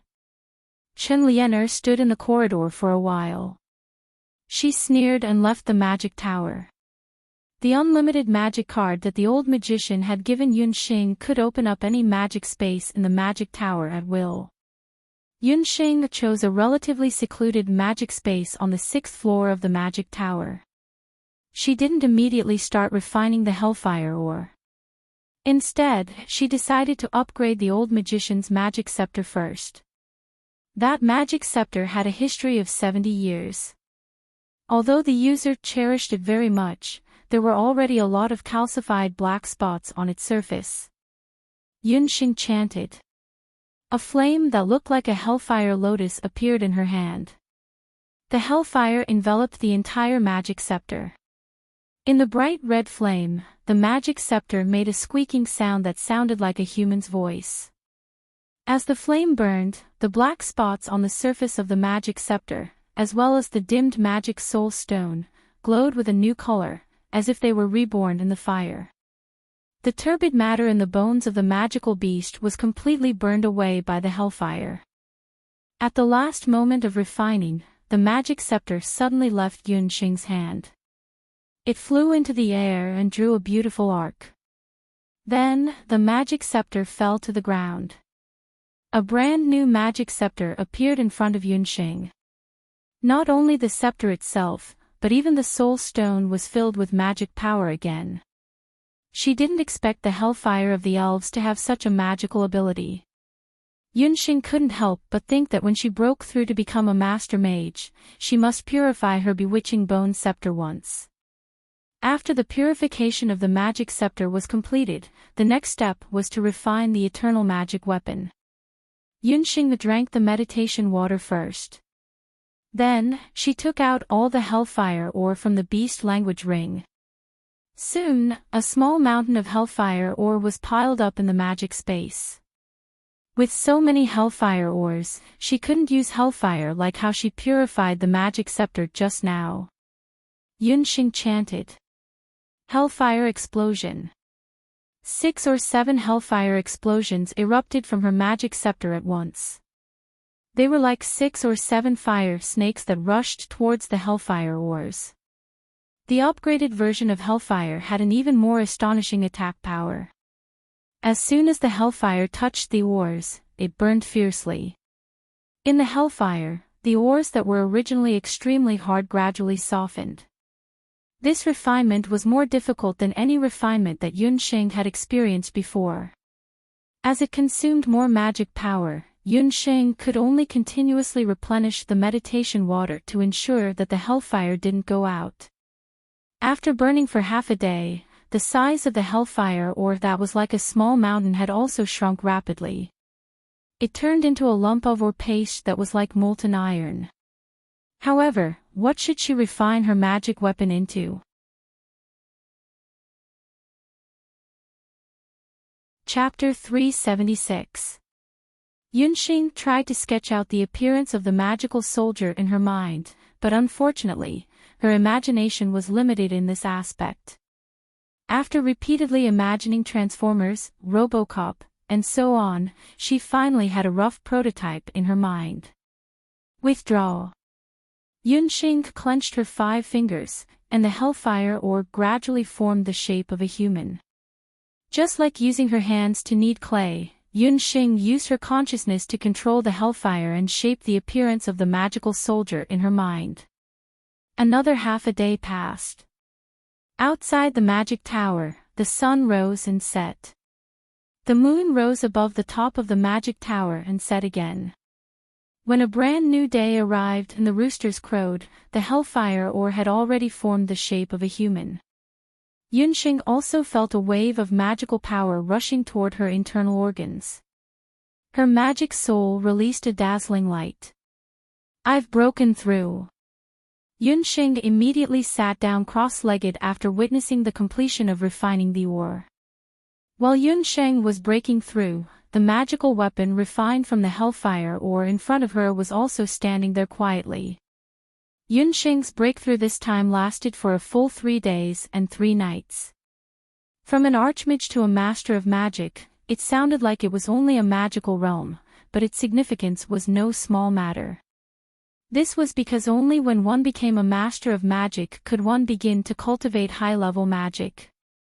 Yunsheng had 5 magic souls, but so far, she had not comprehended any high-level magic. Of course, the esoteric magic she knew was actually more powerful than high-level magic. However, the esoteric magic was too precious. It was equivalent to Yunsheng's trump card, so Yunsheng would never use it in front of others easily. What made Yunsheng even happier was that with her breakthrough to a master of magic, the 4th extraordinary tendon in her body had also been opened, and the jade marrow technique had also improved by 1 level. Shenong's pupil had also improved to the 3rd level, and the technique of trillium hand had also improved by 1 level. This time, it could be said to be a comprehensive improvement. This had never happened before in her previous breakthroughs. Yunsheng concluded that it was probably because she had frequently refined elixirs and magic potions in the early days. In addition, she had consumed a large amount of karmic fire lotus roots in the smelted geocentric cave, which had accumulated a large amount of spiritual energy in her body. After adjusting her breathing for a while, Yunsheng opened her eyes. She looked at the hourglass she carried with her and found that 3 days and 3 nights had passed. She couldn't help but pat her forehead. Oh no, I left in a hurry and forgot to greet the people in the clinic. Lin Yao must be worried sick after not seeing him for 3 days.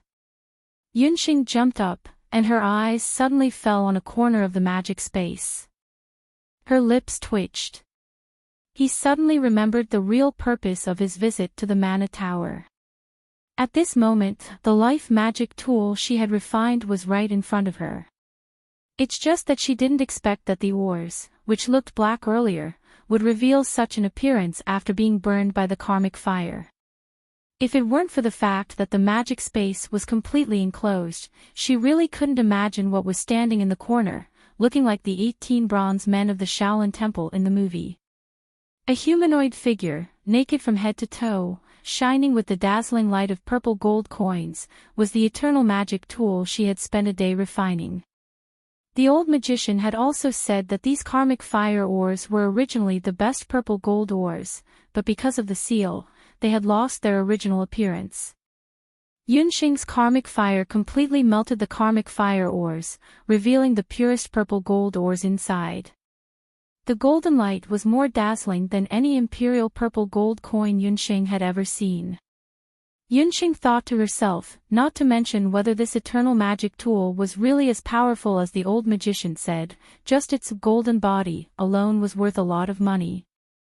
Yunxing thought for a while and gave her first eternal magic tool a rather high-end name. From now on, you will be called Tyrant Gold. After Yunxing gave the eternal magic tool a name, she wanted to try it out and see how powerful it was.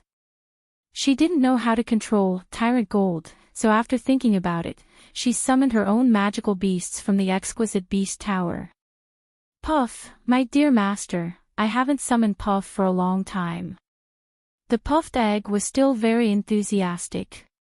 When it saw Yunxing, its first reaction was to pounce on her. Yunxing had already experienced the strange power of the egg and quickly dodged. Unexpectedly, before Yunxing could move, a golden light flashed in front of Yunxing and blocked the puffed egg. The puffed egg flew over, and with a bang, it knocked Tyrant Gold away.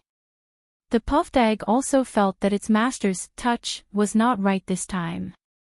It suddenly found that in addition to its master, there was another strange guy in the magic space. Xiao He and the centipede ant general also looked curiously at the golden guy who looked like a human.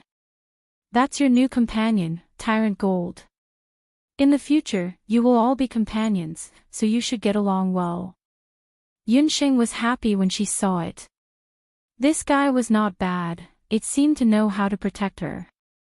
The puffed egg not only had amazing strength, but it was also very fast. She didn't expect Tyrant Gold to be able to block the puffed egg.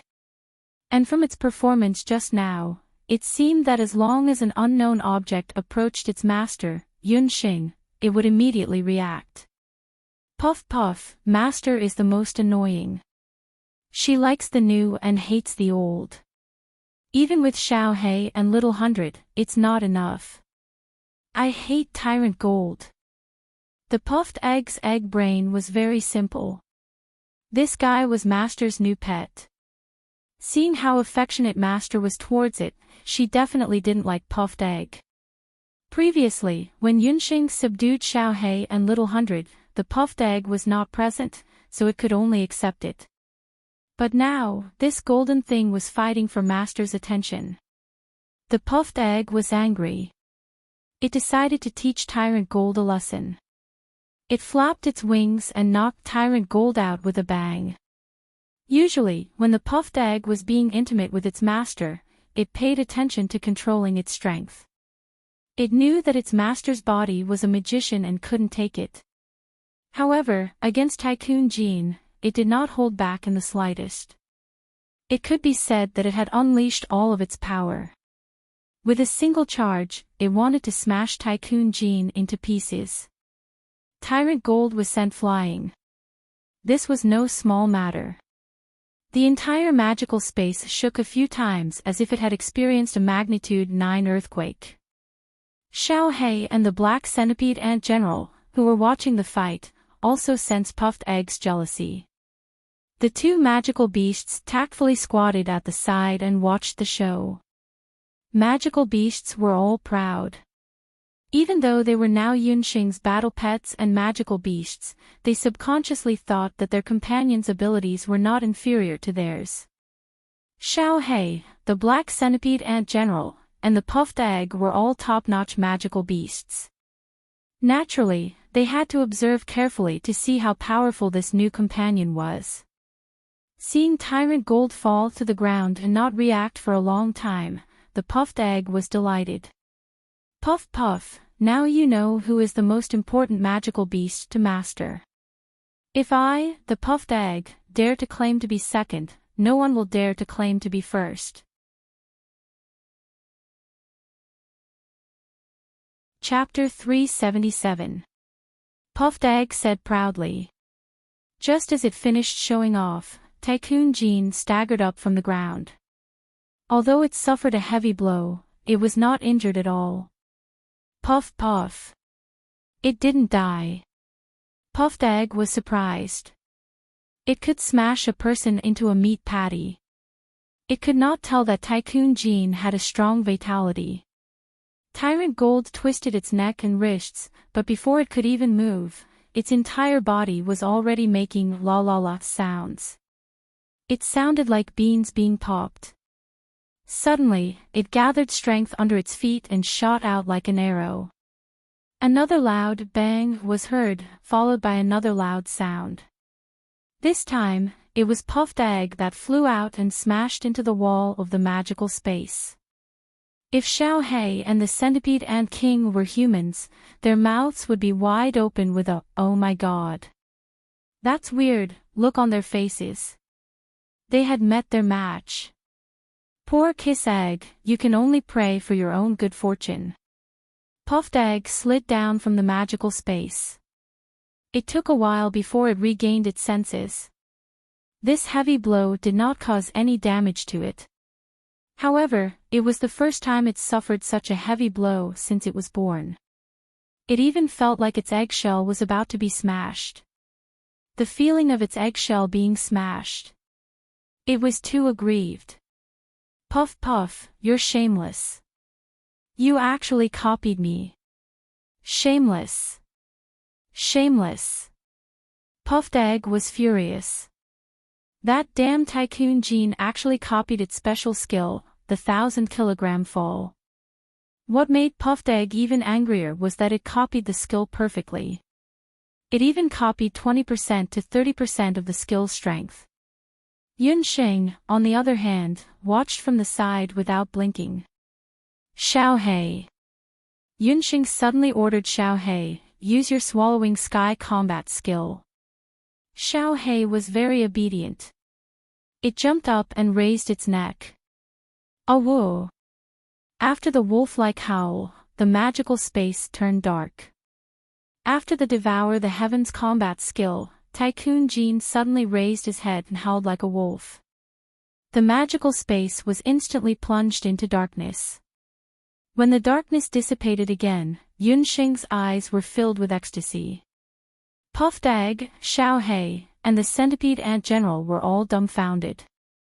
Although they were not humans, they were all high-ranked magical beasts and had the ability to think like humans. At this moment, they all understood Tycoon Jin's ability. It's actually an imitation, Yunsheng exclaimed. Previously, she didn't know how to command Tycoon Jin, but now she realized that she didn't need to command it at all. Its only goal was to protect Yunsheng. Without Yunsheng's approval, neither humans nor magical beasts could get close to her. Yunsheng knew too little about Tycoon Jin. She decided to ask the old magician again. She put Tycoon Jin into the beast speech ring and left the magic space to find the old magician. She first handed the refined magic scepter to the old magician. Seeing that his magic scepter seemed to have been reborn, the old magician was very happy. As soon as the old magician was happy, Yunsheng hurriedly asked about the eternal magic weapon. The old magician didn't ask whether Yunsheng had used the hellfire or to refine the eternal magic weapon. He just took out a thick magic book and handed it to Yunsheng.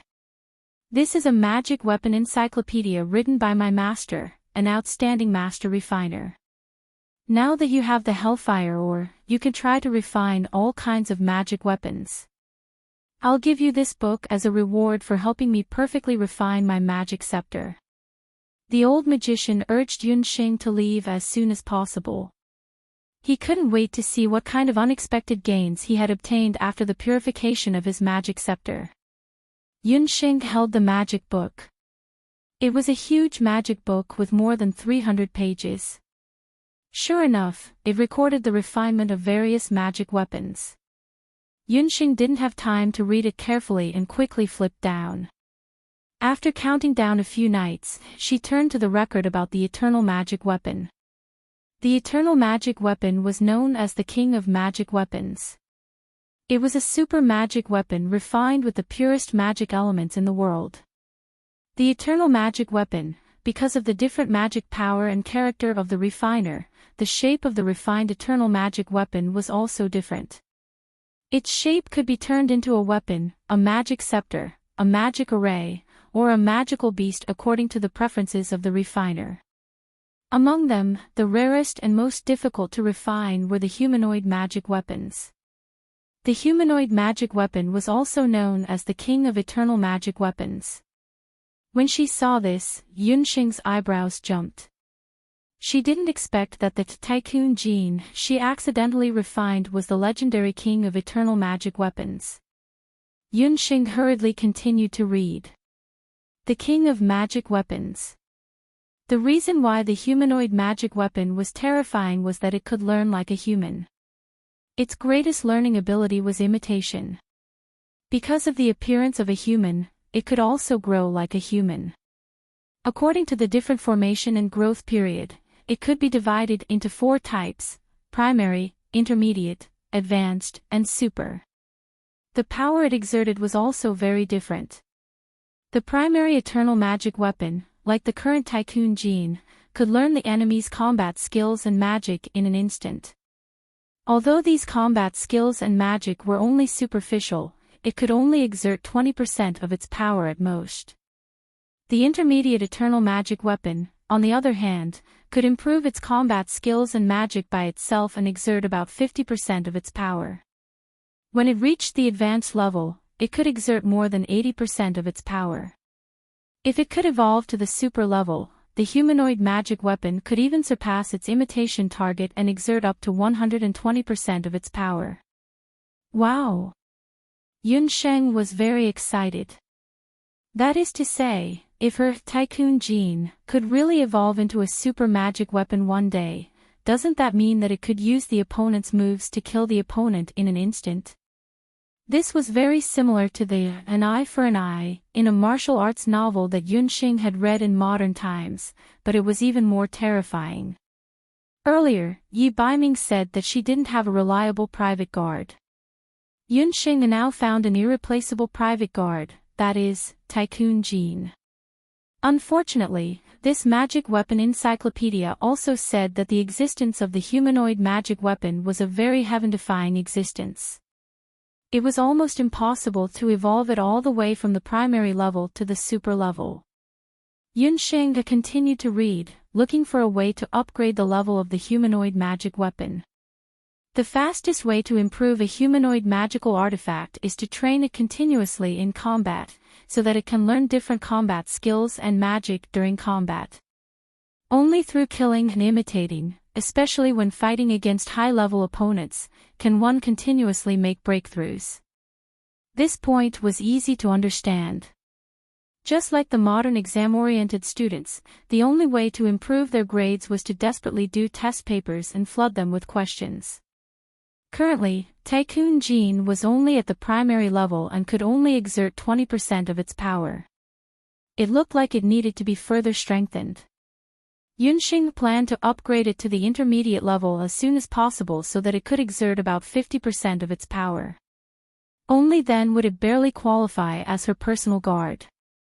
Finally, Yunxing thought of a way to upgrade it quickly, and that was through combat. She decided to order Tycoon gene to go to the various hunter citadels during this period of time. There was only one purpose, and that was to continuously participate in combat and continuously learn other people's combat skills and magic. After closing the magic weapon encyclopedia, Yunxing left the Royal Academy of Magic. She first returned to the hunter encampment and found Zhou Quan. "Young master, why are you looking for me?" "Hey, who's that big blockhead behind you?" Zhou Quan glanced at the cloaked figure behind Yunxing. Tycoon gene. Thank you to Bookfriend 612 and Ruo Meng for their tips. The newly minted Eternal Magic Weapon Tycoon gene is a gift to Shuang Piao Hong's tiger-slaying shoes. Excited. Recently, I've been updating 10,000 times. There are 2 more chapters in the afternoon. After a while, there will be more chapters. Please vote. After September, the recommendation votes and monthly votes are pitiful. With Yujing as the center, they gradually spread out and built more than 10 magic herb villages in Zhou State. The zone personality helped to direct the magical beasts to carry out the transportation. Unknowingly, 3 months had passed. Because of the magic to cultivate the herbs, the first batch of herbs in Zhou Chuzuan's village grew especially smoothly. The sea buckthorns, which normally took a year to mature, only took 3 months to bloom and bear fruit. The formerly barren Zhouchu village was now filled with the fragrance of medicinal herbs. The fruits of the sea buckthorns were like coral fruits, hanging on the branches. Under the leadership of the village chief, the hard-working villagers collected the first batch of sea buckthorns. After they collected the sea buckthorns, they dried them and then transported them to the little sea antong, ready to hand them over to Yunxing for inspection. "Father, you can rest assured that my sister and I will definitely deliver the medicinal herbs safely." The one in charge of this important transportation was the village chief's 9-year-old eldest son. The eldest son of the village chief, Rihua, was found to have a touch of fire element in his body during the magic test. He was chosen by Yunxing and brought back to the clinic. After consuming the moon goddess's tribute, his physique had indeed changed. What was even more gratifying was that the magical elements in his body had mutated as a result, and he had become a wind and fire elemental mage. Considering his good aptitude, Yunxing also personally taught him the basic wind and fire element magic. He could barely be regarded as Yunxing's first disciple. This was a supreme honor for the village chief's family. For this reason, the whole family regarded Yunxing as their savior. The first transportation of medicinal herbs in the village was naturally handed over to him. Who knew that when Rihua was about to leave, his youngest sister, the girl, Rihua, climbed on the back of a giant winged green bat. The little girl said seriously, "I want to go with my brother. I won't make trouble. I won't make trouble for my brother. I can also help my brother command the big birds." Little Yun was only 4.5 years old. She was now familiar with the giant winged green bats and liked to call them big birds. When the village chief and his wife heard this, they couldn't help but smile. It was strange to say that their little girl was not only not afraid of magical beasts, but also had a good relationship with these ferocious big guys. She wasn't boasting. Although she was young, her ability to command these giant winged green bats had even been praised by the master of personality. Little Hua's magic talent was not bad, but her command of these giant winged green bats was not as good as his little sister's. Thinking that their little daughter had not even been to the Jade capital once since she was born, the village chief and his wife's hearts couldn't help but soften. They discussed for a while and instructed little Hua and a few adults in the village to take good care of little Yun. Only then did they let everyone go down the mountain in the daylight. Zhou Chuzuan's medicinal herbs team flew slowly through the air. This was the first transportation, so there were a total of 10 giant winged green bats. Little Hua and her sister, little Yun, sat on the first giant winged green bat. The two siblings sat on the magical beast and looked at Zhou Chuzuan, who was constantly shrinking, as their parents' figures gradually disappeared. They didn't know that a terrible crisis was about to happen on their journey. Under the dense bushes, a group of people was lying in ambush. They were a few people dressed as hunters. They had been lying in ambush here for a while. One of them raised his head to look at the sky and stood up. This person was Qi Fangfei. Medicine Man Qi, I didn't say wrongly, right? The people of Little Xiantong are indeed secretly planting medicinal herbs outside. I've asked around, the village on the mountain is called Zhou Chuzuan. A few months ago, a few strangers brought a batch of medicinal herb seeds and gave the village chief a large sum of money, saying that they wanted them to help plant the medicinal herbs. The one who spoke was Qing Sihai. Ever since he was taught a lesson by Yunxing and had his doctor tablet taken away from him, he had lost his livelihood. He couldn't be a doctor anymore, so he was reduced to being an unlicensed doctor in a hunting group. A few days ago, when he went out with the hunting group, he happened to meet a villager from Zhou. After asking around, he heard that Zhou was planting medicinal herbs, and the one who asked them to plant the medicinal herbs was a medical hall in the Jade capital called Little Xiantong. After Qing Sihai received this news, it was as if he had received a treasure. He ran back to the Medicine Emperor Pavilion and told the news to Qi Fangfei.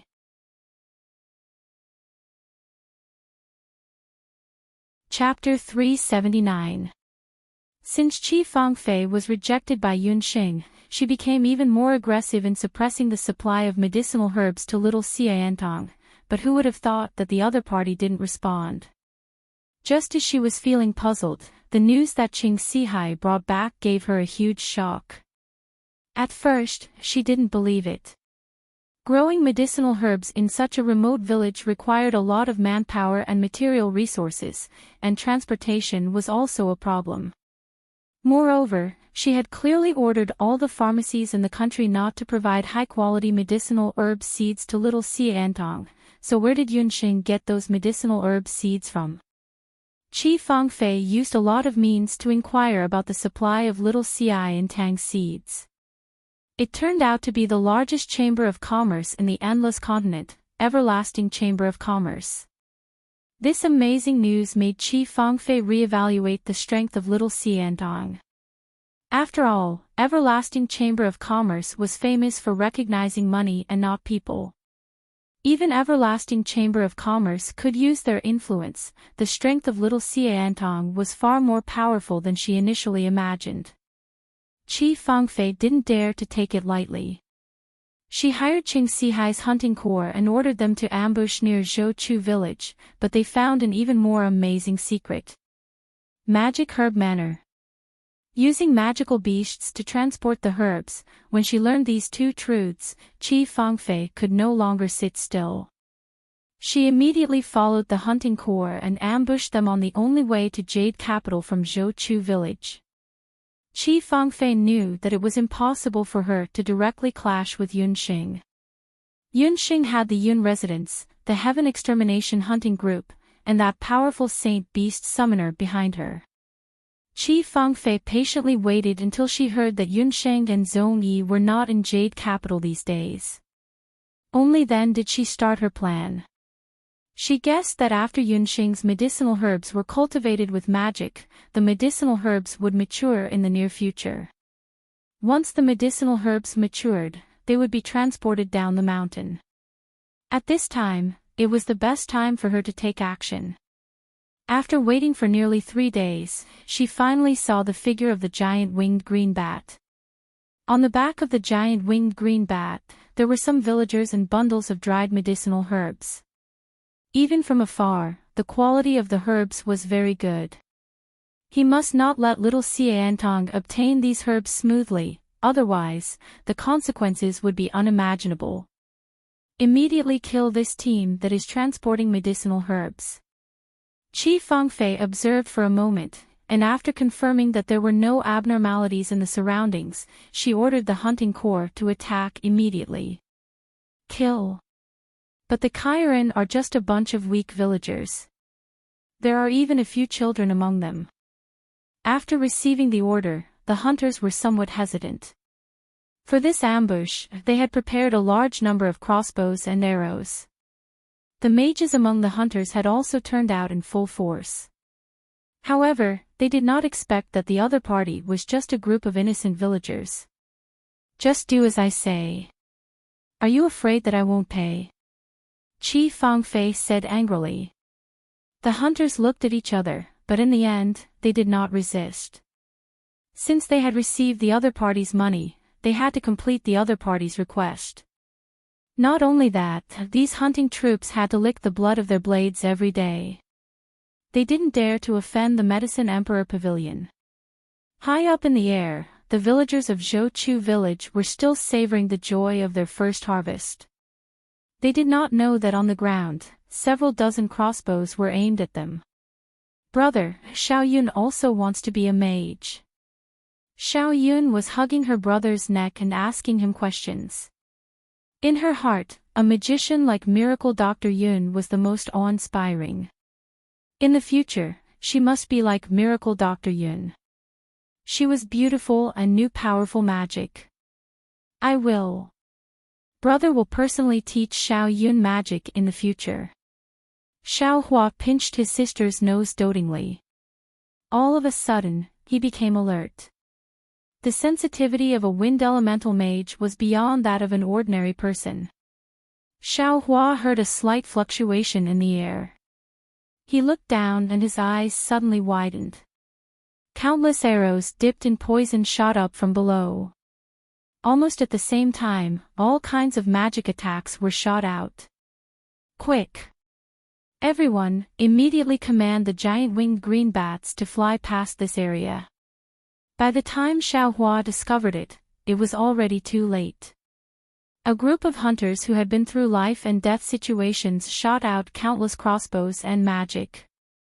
How could a group of villagers withstand it? The giant winged green bats were very ordinary magic beasts. They did not know how to attack and their defensive power was only average. After being frightened, they immediately threw the villagers off. Help! The villagers fell from the sky like locusts. The herbs flew all over the sky like snow in June. Xiao Yun, hold on to the green bats tightly. Don't let go. Xiao Hua panicked when he saw the villagers from the same village being shot by arrows. After all, he was only a 9-year-old child. In a moment of desperation, his mind was blank. There was only one thought in his mind, which was to protect his sister. At this moment, a hidden arrow suddenly pierced his shoulder. Immediately, blood flowed from his shoulder. Xiao Hua clenched his teeth and began chanting intermittently. He cast a wind-type spell on the green bat beneath him. I'll fight it out with you. Immediately, a fireball shot out from his magic scepter and attacked the hunters who were lying in ambush below. There's a mage in the team. Kill him immediately. Chapter 380. If you don't pull out the arrow, this child will die. Dr. Fan was also angry. Although Yunsheng had the final say in the little Xiantang, today, Yunsheng was not here. Among the doctors in the little Xiantang, he was the most authoritative one. Dr. Fan didn't hate GMO, but he felt that the boy was too quiet and too indifferent. She couldn't hold on. The arrow was only an inch away from her heart and lungs. Plus, she had been rushing for a long time. Her blood has long been exhausted. Pulling out the arrow is tantamount to killing her with my own hands, GMO calmly replied. How did you? Dr. Fan still wanted to ask, but GMO had already picked up Xiao Yun and walked to the backyard. Hey, boy, don't just walk. What are you going to do? Don't mess around. Dr. Fan had to follow. Who knew that GMO would go straight to his room and lock the door? Dr. Fan, don't stop GMO. Miracle Dr. Yun said that if she's not around and something happens, GMO should handle it. Lin Yao did not know that Yunqing was already suspicious of GMO's identity.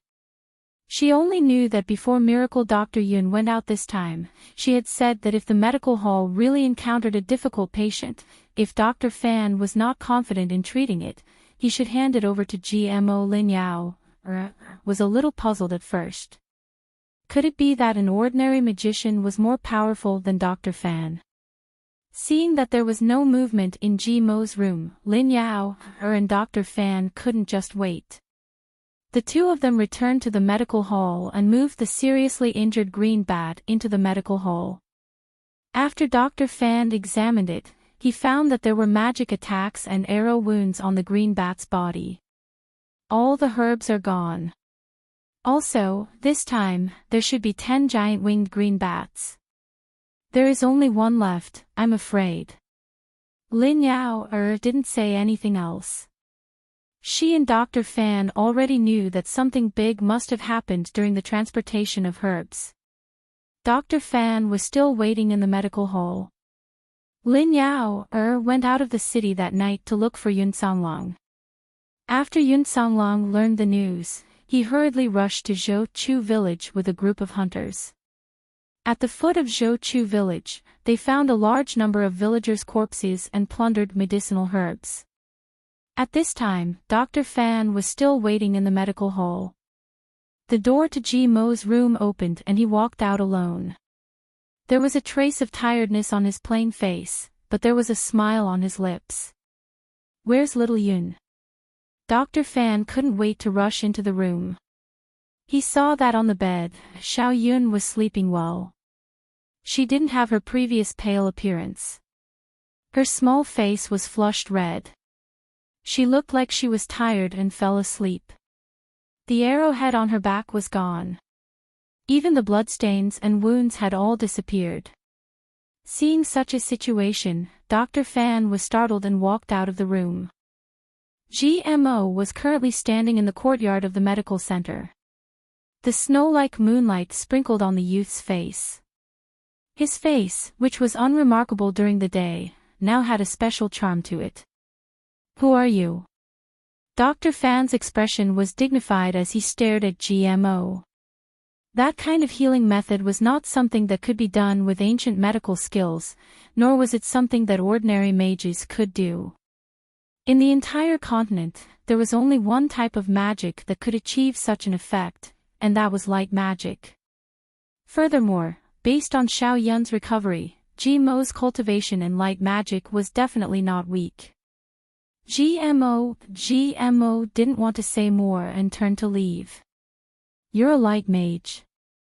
You're from the Dharma Temple. Does Xing know your identity?" Dr. Fan questioned. In Dr. Fan's heart, Yun Sheng was still a child, no matter how good her medical skills were. He didn't want anyone with disloyalty to stay in the medical hall. He also didn't want GMO to hurt Yun Sheng, even though he didn't sense the slightest bit of hostility from GMO. Light magicians were generally straightforward and upright people, but even if there was a little threat, Dr. Fan still had to take precautions in advance. GMO was about to answer when there was a knock on the door of the medical hall. Yun Songlong's voice came from outside the room. Dr. Fan frowned. "Kid, I don't care where you came from. If you dare to hurt Xing, Fan Ji, will be the first to not let you off." Dr. Fan hurriedly went to open the door, but GMO didn't say a word. After a long time, he sighed softly. If it wasn't for the fact that he had no other choice, he also didn't want to be enemies with Yun Xing. These few months were the happiest days of his life. And his happiness was only because of a certain person's existence. Yun Songlong rushed over with Xiao Yun's father and a few villagers. "Doctor, my daughter, she..." The village chief's eyes were red.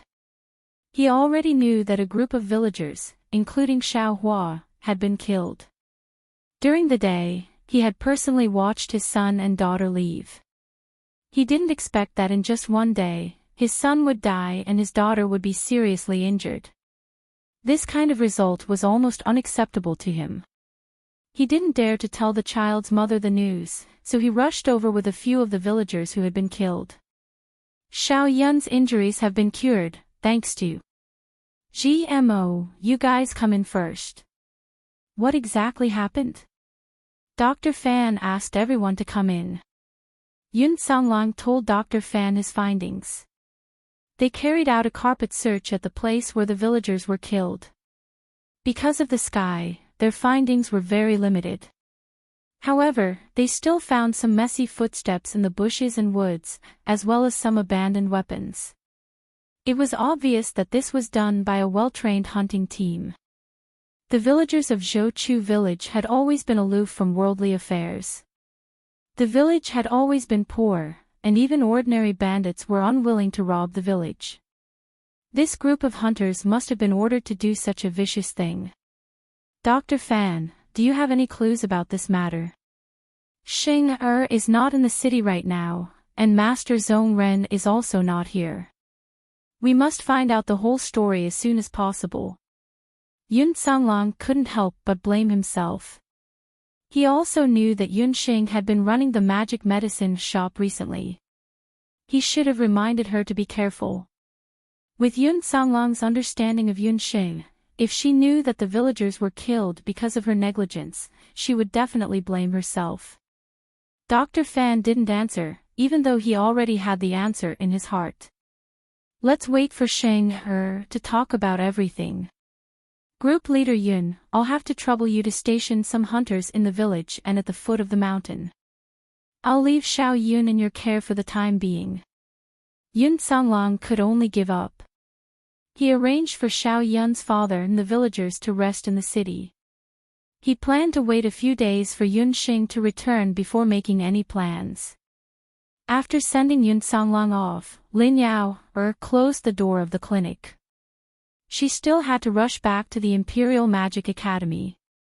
Dr. Fan went to see Xiao Yun again. After confirming that her condition was stable, he left. It was already very late that night, but Dr. Fan didn't rest. He walked out of the clinic alone and walked in the direction of Yujing City. At this time, it was already around the third watch. The sound of the night watchman could be heard on the streets of Yujing City. Dr. Fan walked to the outside of the Medicine Emperor Pavilion.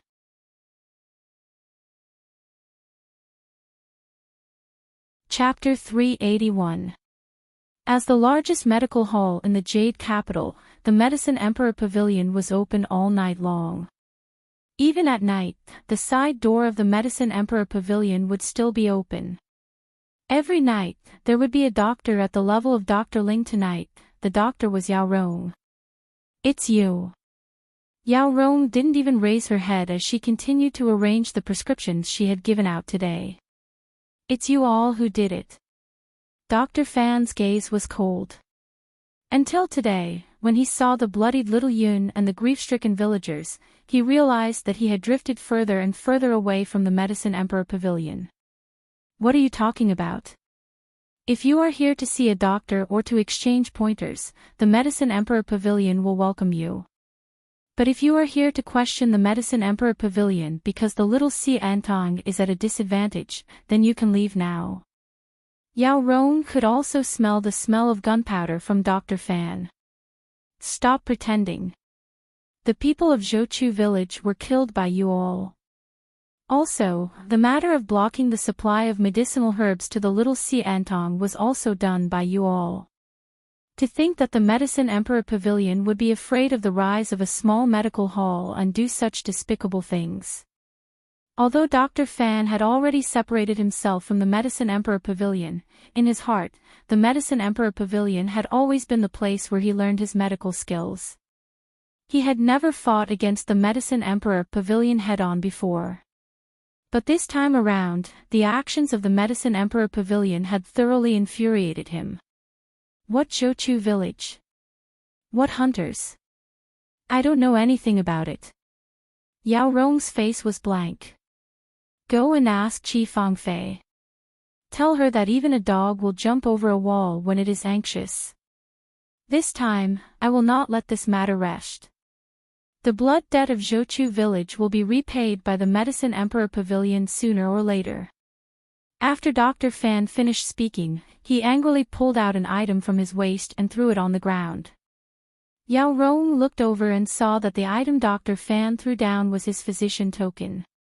His actions, did it mean that he wanted to sever all ties with the Medicine Emperor Pavilion? Yao Rong's face was filled with anxiety. She wanted to ask something, but before she could open her mouth, Fan Ji had already left in anger. Looking at the physician token on the ground, Yao Rong understood that this time, Fan Ji really had nothing to do with the Medicine Emperor Pavilion. Wait. Qi Fangfei walked down the stairs.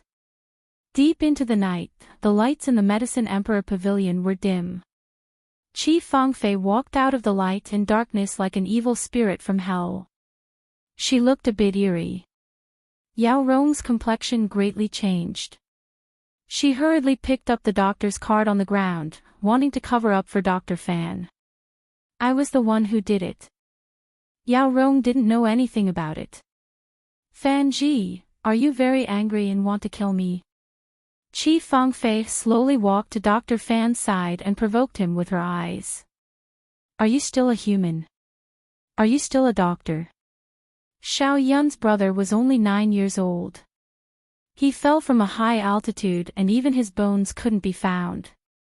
Dr. Fan said while gnashing his teeth. The young Xiao Yun reminded him of his daughter who had died young. The grief-stricken villagers made him constantly remember the pain of losing his daughter. If you want to blame someone, you can only blame them for working for little Xiantong. You should know that the status of the Medicine Emperor Pavilion is unshakable. Whoever dares to touch them will die. Also, you have joined forces with Yunxing many times to offend the Medicine Emperor Pavilion. Do you think that you can still leave here safely? Qi Fangfei's complexion was sinister as a vicious light flashed through her eyes. Her 5 fingers, which were hidden under her sleeves, emitted a dense green light. Medicine Man Qi, you promised me that you would let him go. Only now did Yao Rong know that Medicine Man Qi had really done something to the innocent villagers. During this period of time, due to the rise of little Xiantong, Medicine Man Qi had reorganized the Medicine Emperor Pavilion. In the Medicine Emperor Pavilion, if there was any slight disobedience, they would be expelled or even disappear for no reason. The entire Medicine Emperor Pavilion was now in a state of panic.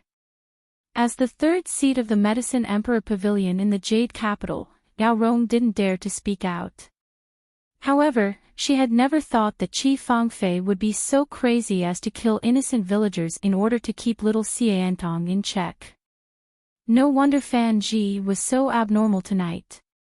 Yao Rong and Fan Ji had been practicing medicine for many years with the purpose of healing the wounded and saving the dying. After Fan Ji left, Yao Rong had been bitterly holding on. She had never thought that Qi Fangfei's actions would completely topple her beliefs. Imperial Physician Yao, I promised you to let him go because he is your man. I promised that as long as he knew his place and continued to be his physician and you were willing to be loyal to the Medicine Emperor Pavilion, I would let him go. However, he became restless. Not only did he take in an extremely daring lass, he even managed little Xiantong with her. After all, he is someone from the Medicine Emperor Pavilion and knows too much. I can't let him go. Qi Fangfei suddenly flashed and a green shadow appeared in her hand.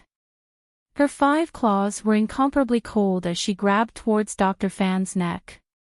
Her 5 claws emitted a cold air. With one look, one could tell that they had been dipped in poison. Fan Ji, leave quickly. Yao Rong threw herself onto Fan Ji's body.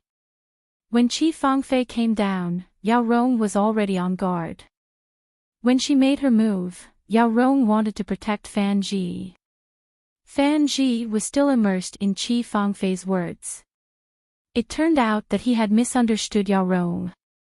He thought that it was because she coveted her reputation and was unwilling to give up the generous salary of the Medicine Emperor Pavilion and her reputation as an imperial physician. That was why she was unwilling to leave the Medicine Emperor Pavilion. Who would have thought that everything she did was for him? It was too late for Fan Ji to regret. Fan Ji only felt a warmth in front of him. Yao Rong's delicate face was just inches away from him. Before he could see the emotions on Yao Rong's face, Qi Fangfei's hand had already fiercely slapped Yao Rong's body. A terrifying sound of bones breaking was heard. Yao Rong's body shook heavily and a green cloud immediately covered her face. What a powerful poison! Idiot! Since you love each other so much, I'll let you both die together. After Qi Fangfei's attack succeeded, she did not stop. She would rather lose an imperial physician and kill Fan Ji as well. Suddenly, a strong light flashed. Qi Fangfei's hand that was about to touch Fan Ji bounced back as if she was burned by flames. When she turned around, Yao Rong and Fan Ji had already disappeared. Who is it? Qi Fangfei was flustered and exasperated. She did not even see who the opponent was and saved them. This made her very angry. On the street, there was a sound of rapid breathing. Dr. Fan was holding Yao Rong. Before he could react, they had already left the Medicine Emperor Pavilion. He thought that this time, he would definitely die. It's you. Dr. Fan thought that tonight, he and Yao Rong would definitely die. However, he did not expect that GMO would actually save him. The one who broke into the Medicine Emperor Pavilion and secretly saved Dr. Fan and his wife was GMO. At this moment, he had already changed into a set of night clothes. His body was still emitting a dense magic element. Dr. Fan recognized the light magic element at a glance. Ever since Dr. Fan knew about Zhou Chuzuan, his expression was not good.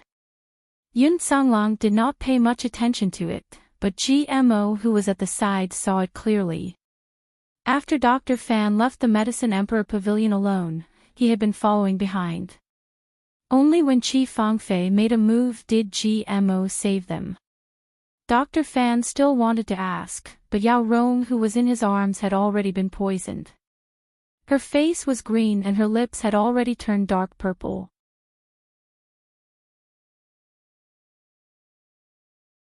Chapter 382. Qi Fangfei was Wendagua's medicine man, but who would have thought that her most powerful skill was poison? This poison was incomparably poisonous. As long as one touched it, they would turn into pus in an instant. Yao Rong was a medical practitioner. She had been in contact with all kinds of medicinal herbs all year round. Her resistance to poison was much better than the average person. That was why she could hold on until now. But now, she looked like she was about to die. Rong, how could you be so foolish? You blocked that attack for me. All these years, I have misunderstood you. Dr. Fan felt guilty and pity for Yao Rong. Fan. Gee, I brought this upon myself. I shouldn't have disobeyed you at that time. Our child. Yao Rong's face was already full of tears.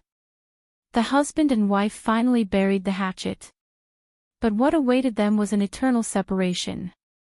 Dr. Fan's expression was sorrowful. He suddenly raised his head and looked at GMO. I don't care who you are. You know light magic. You can save my wife, right? I beg you, save her. GMO didn't say a word. He just looked at Yao Rong. He and Yao Rong had met a few times. But his nature was cold, and his feelings for people were also very indifferent. When he first saw Yao Rong, he was sure that this person would not live for long and would die young. His master had once warned him. Wen Su, you must know that you have the heaven's eye. You can see through people's life and death. But a person's fate can only be determined by the heavens. If you change it for your own selfish reasons, you will eventually damage your own fortune.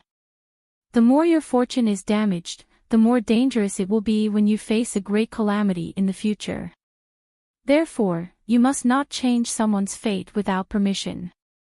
Even more so, you should not save someone who should not be saved.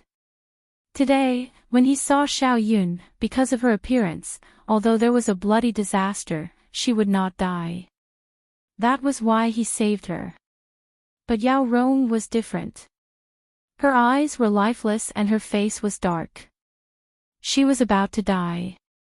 Seeing GMO hesitate, Fan Ji's expression became even more miserable. I'm sorry, I can't save her. Her poison is very strong. I use light magic today, so I can't save her. GMO's words made Dr. Fan feel as if he was struck by lightning.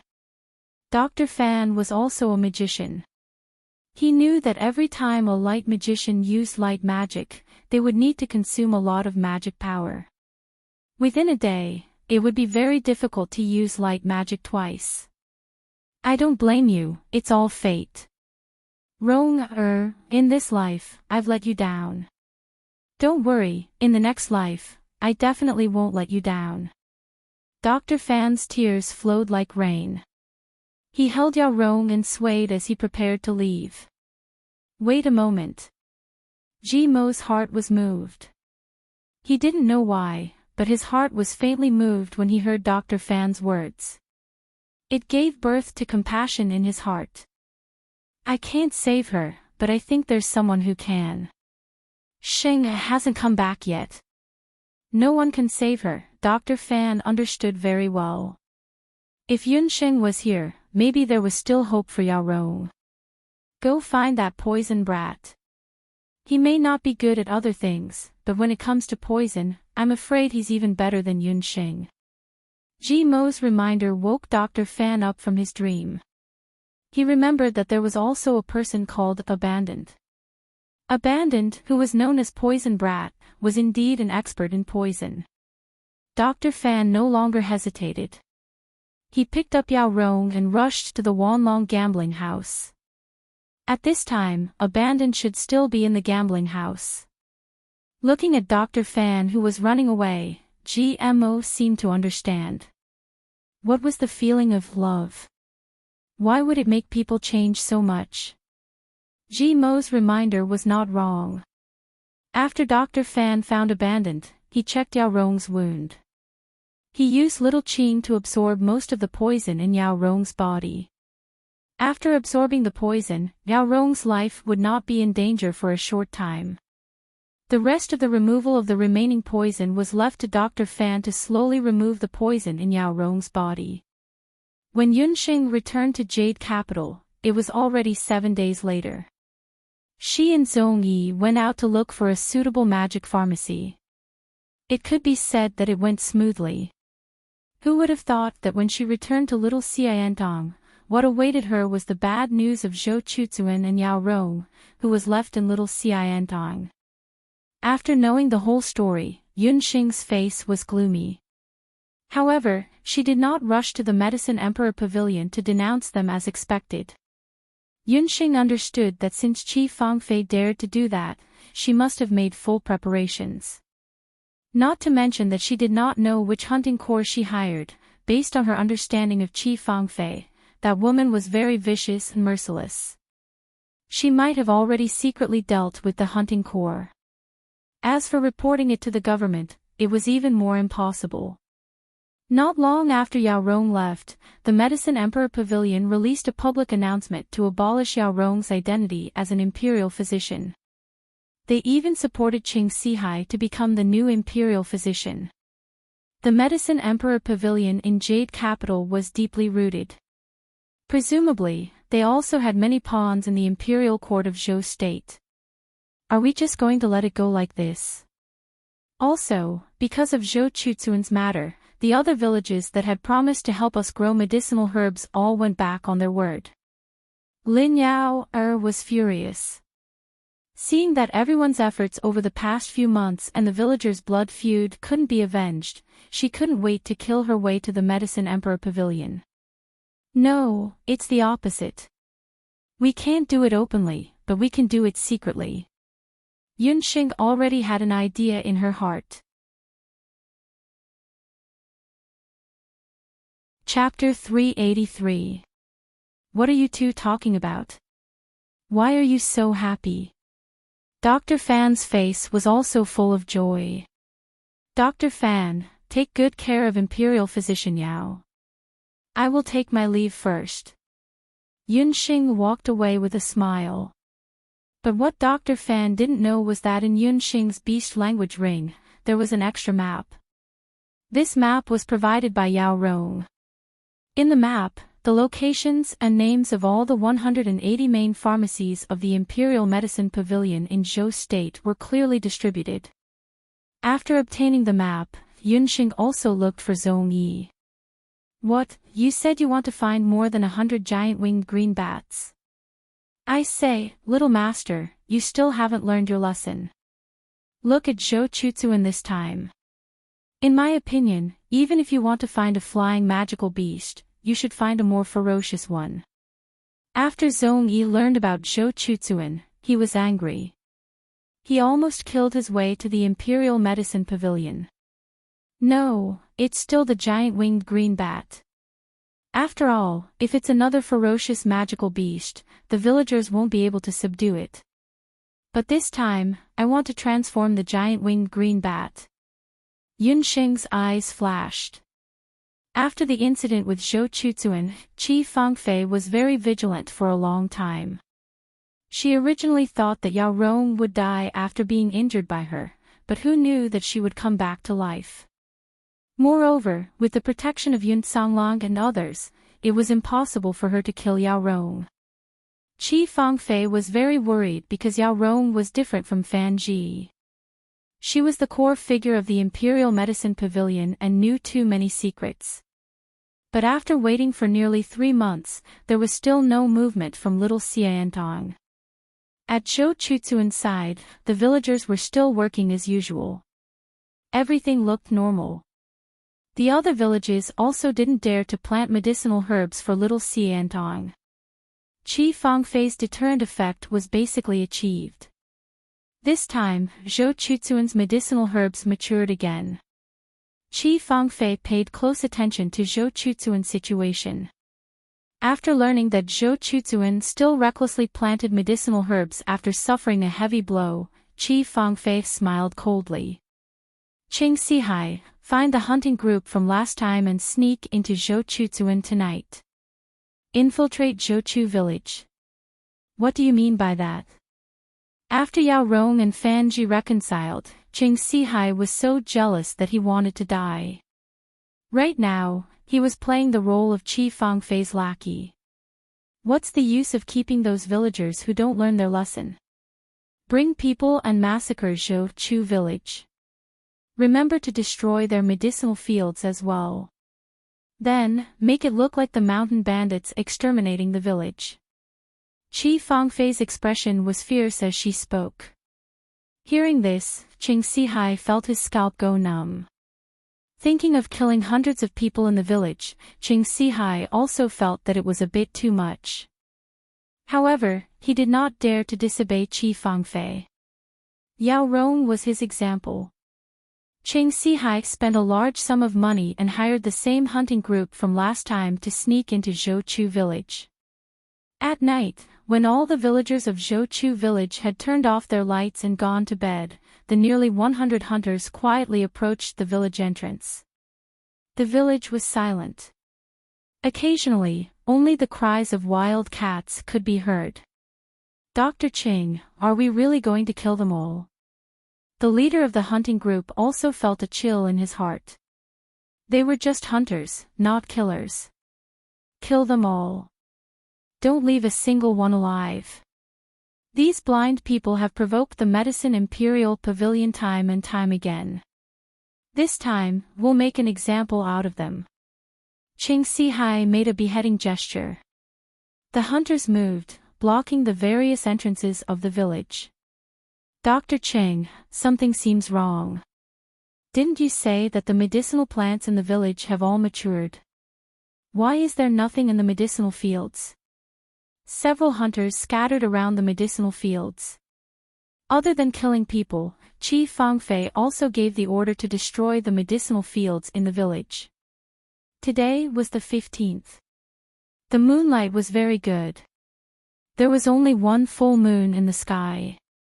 Under the moonlight, Qing Sihai could clearly see the situation in the medicinal field. He looked at the medicinal field. He looked over and found that there really was nothing in the medicinal fields. All the medicinal plants had already been harvested.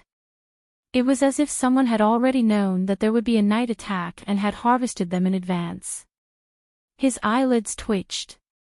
Like a cat whose tail had been stepped on, he jumped up. No, there must be a trap in the village. Everyone, go and get the villagers. Before Qing Sihai could finish his sentence, he heard a sound that made his heart go numb from the top of his head. The hunters also heard the sound and looked up at the night sky. A full moon hung high in the sky. Around the moon, there were dense, dark clouds. Those were not ordinary dark clouds. Those were magical beasts. More than 100 magical beasts densely packed together. They were all giant winged green bats. The leader was a dragon-clawed bat king. There was a person standing on top of it. He held a magic scepter in his hand. The zone personality looked down at the dumbfounded ants below. TSK, TSK. Little Master's guess was right. You useless things still haven't given up. This time, you want to massacre Zhou Chu village, right? Today, I'll let you get what you want. Massacre once. The zone personality waved his hands and the giant winged green bats in the sky immediately changed their formation. A summoner. But he actually wanted to control a group of giant winged green bats that didn't know how to defend or attack. The hunters couldn't help but heave a sigh of relief.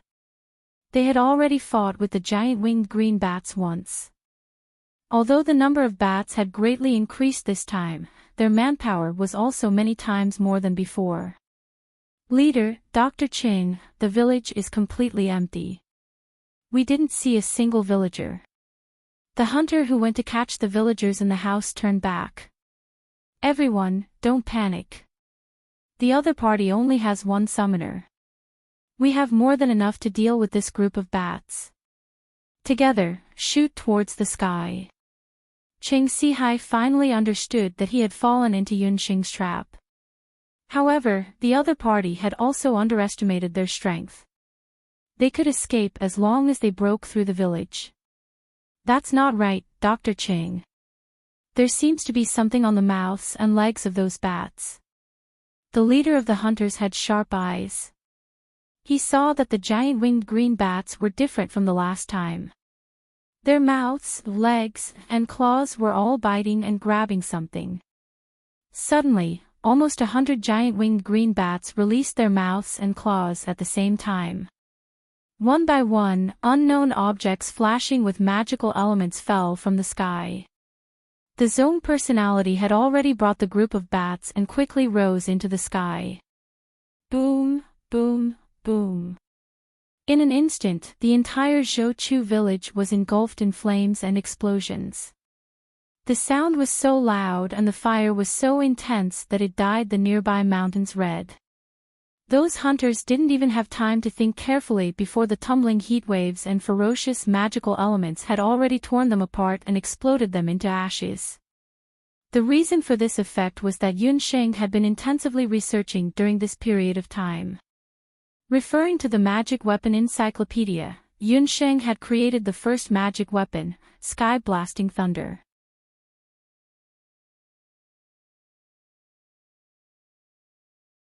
Chapter 384.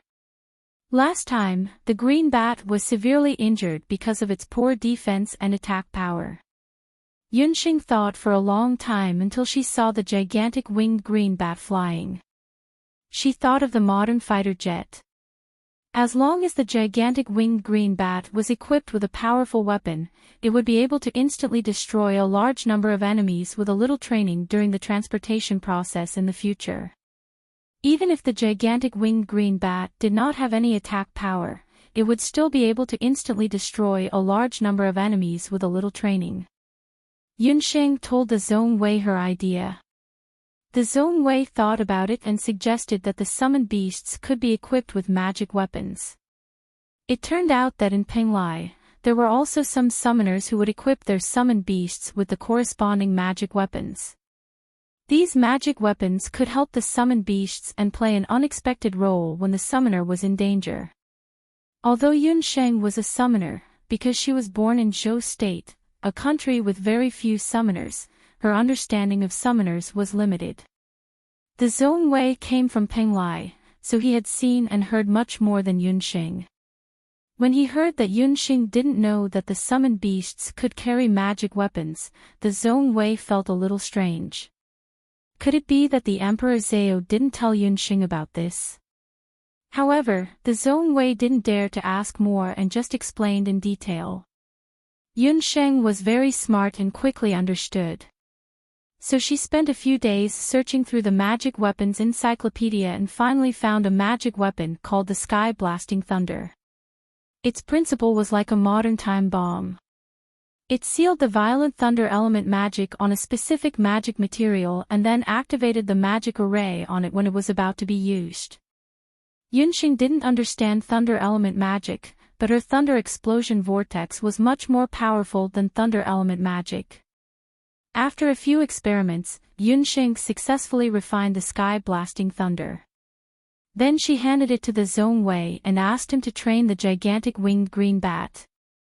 Finally, this batch of magic weapons was successfully refined before the herbs matured and were installed on the gigantic winged green bat one by one. This was how the previous scene happened. After developing all of this, Zhongyi went to Zhouchu village a few days before the herbs matured and asked the villagers to collect the herbs in advance. That night, the villagers secretly evacuated from a small path behind the village to the foot of the mountain. When the villagers heard that they could take revenge, they were all very cooperative. They pretended to go to sleep with the lights off, but in fact they rushed down the mountain overnight. Not long after they arrived at the foot of the mountain, the village chief and the villagers heard a huge tremor on the mountain. Billowing flames and smoke soared into the sky. They understood that Zhongyi had already killed all the hunters. This group of villagers, who had always been obedient, had a carefree look in their eyes at this moment. The village chief and his wife hugged each other and murmured, "Little Hua, you should rest in peace now. Miracle Dr. Yun has avenged you and everyone else." As the flames soared into the sky, another operation was quietly beginning. If the fire in Zhouchu village was a prairie fire, then the hundreds of medicinal farms of the Medicine Emperor Pavilion in Zhou State were facing a spark of fire. As the most authoritative medical establishment in the entire continent, the Medicine Emperor Pavilion, other than having an endless supply of medical talents, also relied on their supply of medicinal herbs for survival. Their medicinal farms were all built on the most fertile soil of the various countries. There were professional farmers there to help them grow and take care of the medicinal herbs. Every year, June and December were the peak seasons for the Medicine Emperor Pavilion to harvest medicinal herbs. On this night, in the largest medicinal farm of the Medicine Emperor Pavilion, the farmers had just fallen asleep. In this medicinal farm, the Medicine Emperor Pavilion's most precious saint-grade red Lulan ginseng was planted. Other than that, there were also large amounts of precious medicinal herbs. There was only half a month left until the harvest season in June.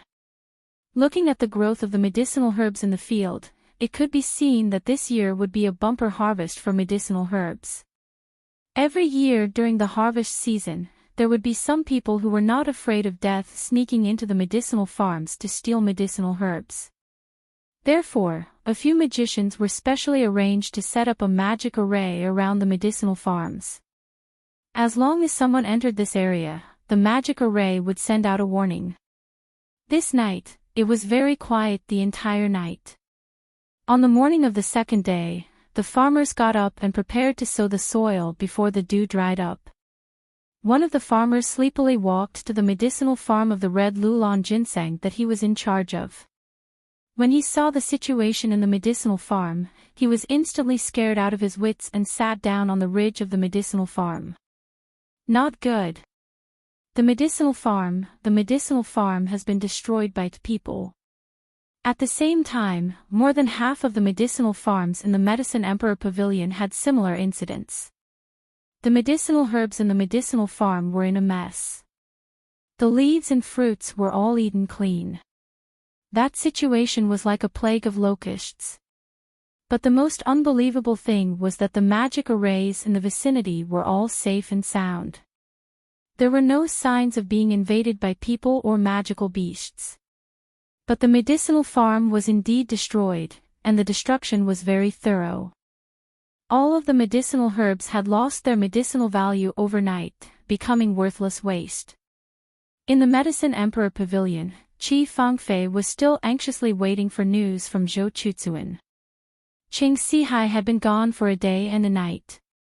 Counting the hour, they should be back by now. Medicine Man Qi. A doctor from the Medicine Emperor Pavilion ran over with a horrified expression. "What are you shouting for so early in the morning?" Qi Fangfei was impatient. Medicinal farm, medicinal farm. That doctor was out of breath. Success. Hearing that the medicinal farm, Qi Fangfei's face was filled with joy. Qi Fangfei already knew that Yunxing had returned to the Jade Capital.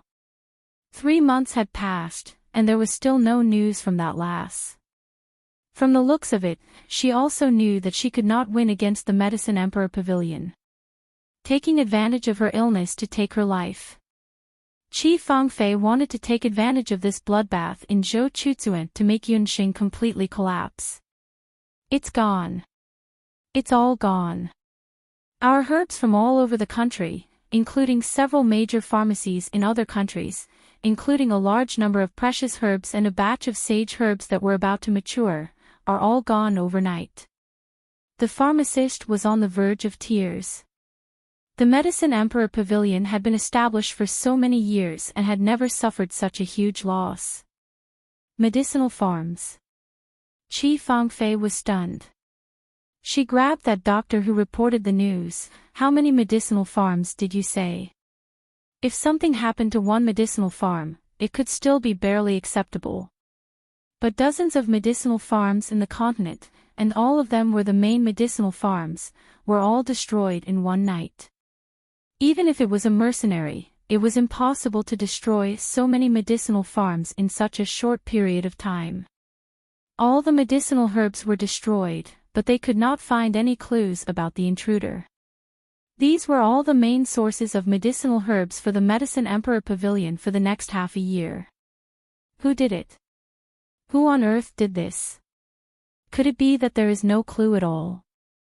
Qi Fangfei thought of little Xiantong at the first moment.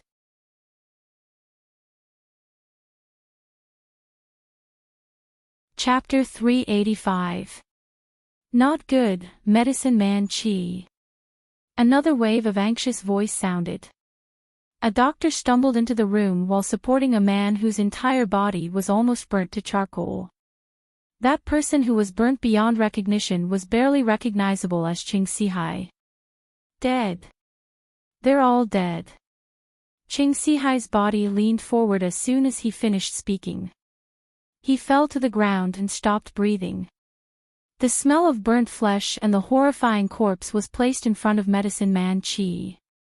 Qi Fangfei's heart felt as if it was grabbed by someone and she couldn't breathe. Who sent him back? Qi Fangfei squeezed out a sentence from between her teeth.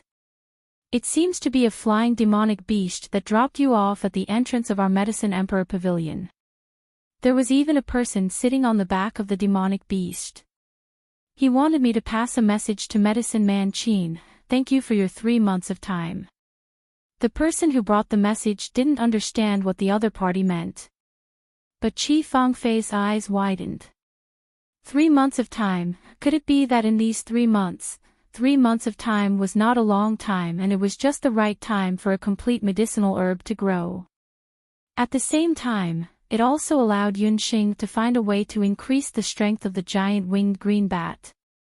At the same time, it also allowed Yunxing to deploy the ant soldiers of the centipede ant general. On the mainland, what kind of magical beast was the most abundant? It wasn't rats or birds, but the most abundant magical beast was the beast ant. 3 months of time was enough for the centipede ant general to cross half of the boundless land and gather the ant soldiers from all over the world. Not to mention dozens of major medicine shops. Even if there were hundreds of them, it was nothing in the eyes of the beast ant general. What ordinary hunters couldn't achieve was insignificant in front of the beast ant general. Qi Fangfei looked at the already dead Qing Sihai on the ground, and then looked at the panicked doctor. She only felt that the world was spinning. After a long while, she spat out a sentence, "Go and invite Wen de Guosho." It was really ice and fire. When the Medicine Emperor Pavilion fell into an unprecedented desperate situation, the little Xiantong finally received the first batch of medicinal herbs. Lin Yaoer and GMO busied themselves for an entire day before they managed to clean up the sea buckthorns. The quality of the sea buckthorn is very good, enough to reach the first grade. About 10% of the herbs have even reached the special grade. It seems that the method of using magic to cultivate herbs is feasible. GMO breathed a sigh of relief, his pair of bright eyes secretly glancing at Yunsheng. Unlike Lin and Ji, who were extremely busy, Yunsheng was sitting in the clinic, drinking the iced sour plum soup that Yao Rong had prepared early in the morning. She had a satisfied look on her face. Sitting beside her was Xiao Yun, who had recovered. Yunsheng and Xiao Yun hit it off very well. Due to Xiao Hua's death, Yunsheng felt very guilty towards Xiao Yun and the village chief's family. She also secretly discovered that Xiao Yun was very talented as a summoner. Seeing Xiao Yun and Yunsheng having so much fun, GMO became even more curious. During this period of time, Yunsheng appeared to be unusually calm, which made it difficult for GMO to guess what she was thinking. Could it be that the blood feud between the little Xiantong and the Medicine Emperor Pavilion was over? As they were speaking, the Zone personality also returned. Little Master, everything went smoothly. I have already thrown the charred Qing Sihai at the entrance of the Medicine Emperor Pavilion. Huh, did you see that group of bastards? They were so scared that their faces turned pale.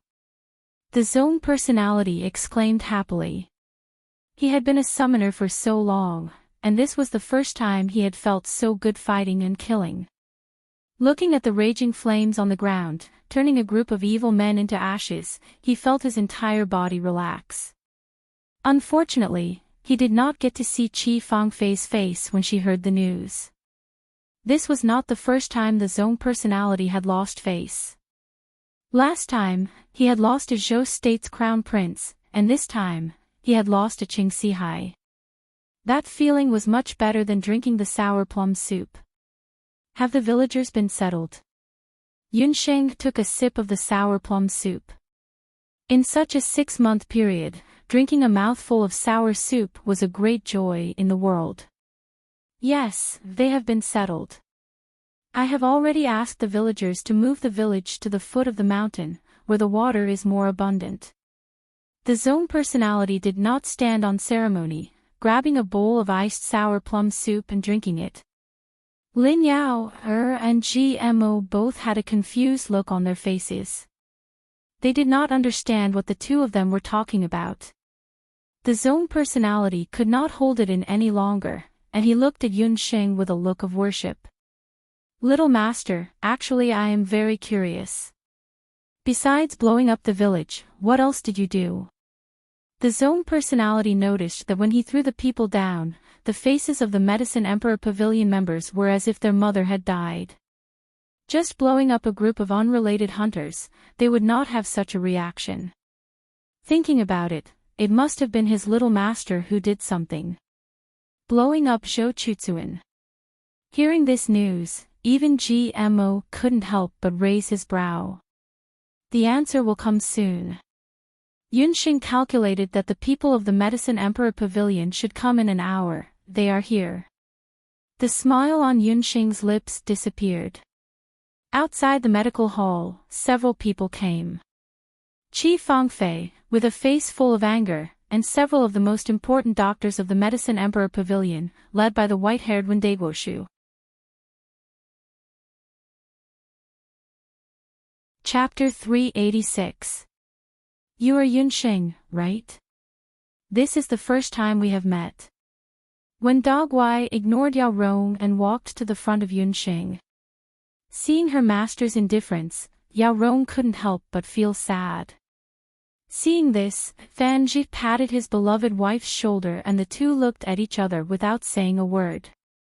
This was also the first time Yunsheng met the #1 doctor in Jade Capital, the #1 doctor in Zhou State, Wendogwai. He had a childish face and white hair. Looking at his appearance, one couldn't tell that he was an old man who was close to 90 years old. It was rumored that his acupuncture technique was the best in Zhou State. Facing this old senior in the medical world, Yunsheng was still polite. She bowed and said respectfully, "This one is Yunsheng, Wendogwai. What advice do you have for me today?" It can't be said to be advice. You can even cure Yun Songlang's hand disease. Your medical skills can be said to be the best in the world. I am here to negotiate with you. Medicine Emperor Pavilion and Little Si Antong have been fighting for half a year. Both sides didn't get any benefits. I hope that from now on, we will each do our own thing and not interfere with each other. You can continue with your medical center and Medicine Emperor Pavilion will resume your normal supply of medicinal herbs. Wen Dogwai's words carried the arrogance of a doctor. It was obvious that Medicine Emperor Pavilion was in a disadvantageous position, but his words made it seem like Little Si Antong was overestimating itself. Yunxing smiled coldly. The Grand National Master's words are wrong. When did our Little Si Antong compete with Medicine Emperor Pavilion? It was you who blocked our supply of medicinal herbs. If not for the fact that the medical center can still operate some magic herbs, I am afraid that Jade Capital would no longer have Little Si Antong. Impudent. If not for the fact that you are old General Yun's granddaughter, do you think you can still stay in Jade Capital? When Dogwai's veins faintly moved on his forehead. How many years had it been since someone dared to talk to him like this? Even the current emperor of Zhou State didn't dare to talk to him like this. After all, people would get sick. If they were terminally ill, Wen Dogwai had the medical skills to bring them back to life. The reason why I was able to establish myself in Jade Capital was never because my surname was Yun. If possible, I don't want to have anything to do with this family name for the rest of my life. Yunxing's little face was full of arrogance. What an arrogant little girl. Wen Dogwa was so angry that he almost vomited blood. But she had the right to be arrogant. She, Yunxing, from the Imperial Magic Academy, became famous with a single medicine, to the Bloody Lowly, to the Weiwei City, and then to the Wushuan Everlasting Hall's Medicine Hall Elder. When had she ever borrowed the power of the Yun residence? The residence of Yun was already nearing its end, but she was the rising sun. Her future was limitless. Even when De Guisho was at a loss for words after being questioned. Yunxing, don't refuse a toast only to be forced to drink a forfeit. Grand Minister Wen has already given you enough face by personally coming to negotiate. Do you really think that you alone can protect everyone around you? Qi Fangfei's gaze was like a knife as she glared fiercely at Xiao Yun, who was standing beside Yunxing. She was threatening Yunxing. Perhaps there was no place for her to lay her hands on Yunxing, but those villagers and everything related to Little Si Antong could be destroyed by any means. Then do you think that with just you and the power behind you, you would be able to protect the hundreds of medicinal villas of the Medicine Sovereign Pavilion at all times? Yunxing didn't have the slightest awareness that she was being threatened. Her lips curled into a shameless smile. The medicine halls of the Medicine Emperor Pavilion. Only then did the people in the medical hall come to a realization. It turned out that Yunxing's so-called tampering was referring to the medicinal manor. A snake hits its weak spot. To the gigantic Medicine Emperor Pavilion, their weak spot was none other than the numerous medicinal villas scattered all over the continent. However, what everyone didn't understand was that Yunxing hadn't even left Jade Capital for the past few months, so how did she destroy the medicine halls of the Medicine Emperor Pavilion? Looking at the constipated faces of Wen Daoshou and Qi Fangfei, it wasn't hard to see that Yunxing must have made them suffer heavy losses this time. Wen Daoshou and Qi Fangfei also understood why the hundreds of medicine halls on the continent weren't completely destroyed this time, but only a few dozen. Yunxing's meaning was that it wasn't that she couldn't destroy them, but because Yunxing had long predicted that this negotiation would definitely happen. She had prepared enough chips for this negotiation long ago. Everything was under her control. She was really just an 8 or 9-year-old child. Her calmness and thoughtfulness were enough to make an old ginger like Wen Daoshou blush with shame. What a vicious little bitch. Qi Fangfei had a sense of powerlessness. She could also be considered a vicious person, but when facing Yunxing, she had a heartfelt sense of powerlessness. Thank you for the compliment, but I can't be compared to Medicine Man Qi. Both a vicious person and a vicious heart. Yunxing lifted her eyelids. When Daoshou finally compromised. For the Medicine Emperor Pavilion, the supply of medicinal herbs couldn't be cut off. Otherwise, with so many medicinal herbs supplied by the Medicine Emperor Pavilion on the continent, it was enough to make the Medicine Emperor Pavilion collapse in a few months. Yunxing's threat was very simple, but it was the most powerful. Because of this negotiation, the little Xiantong and the Medicine Emperor Pavilion temporarily stopped fighting. Yunxing withdrew the beast ants from the medicine hall, and the Medicine Emperor Pavilion also restored the normal supply of medicinal herbs to the little Xiantong. When Daoshou left, he passed by Dr. Fan and Yao Rong and only said one sentence, "You're on your own." After today's parting, the friendship between the three of them was over. Yunxing and the Medicine Emperor Pavilion understood that the little Xiantong and the Medicine Emperor Pavilion hadn't completely reconciled. They were just giving each other a chance to breathe. For Yunxing, the current strength of the little Xiantong wasn't strong enough to compete with the Medicine Emperor Pavilion. For the Medicine Emperor Pavilion, they had spent too much effort on the little Xiantong.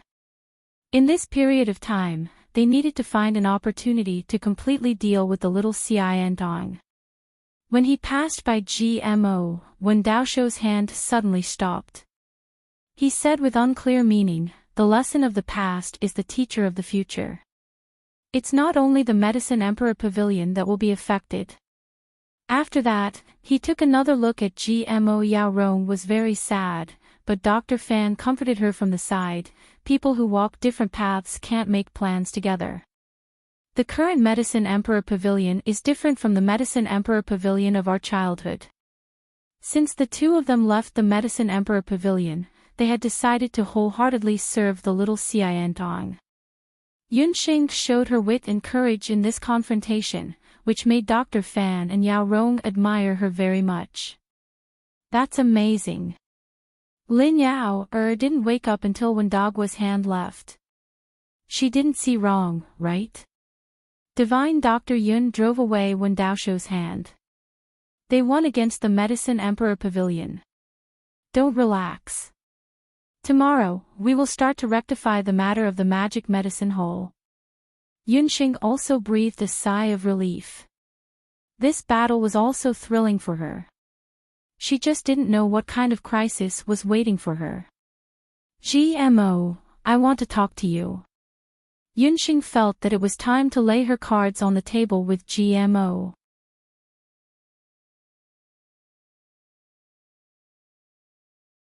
Chapter 387. Seeing Yunxing suddenly call out to GMO, the few people in the clinic were stunned. They looked at the two of them in confusion.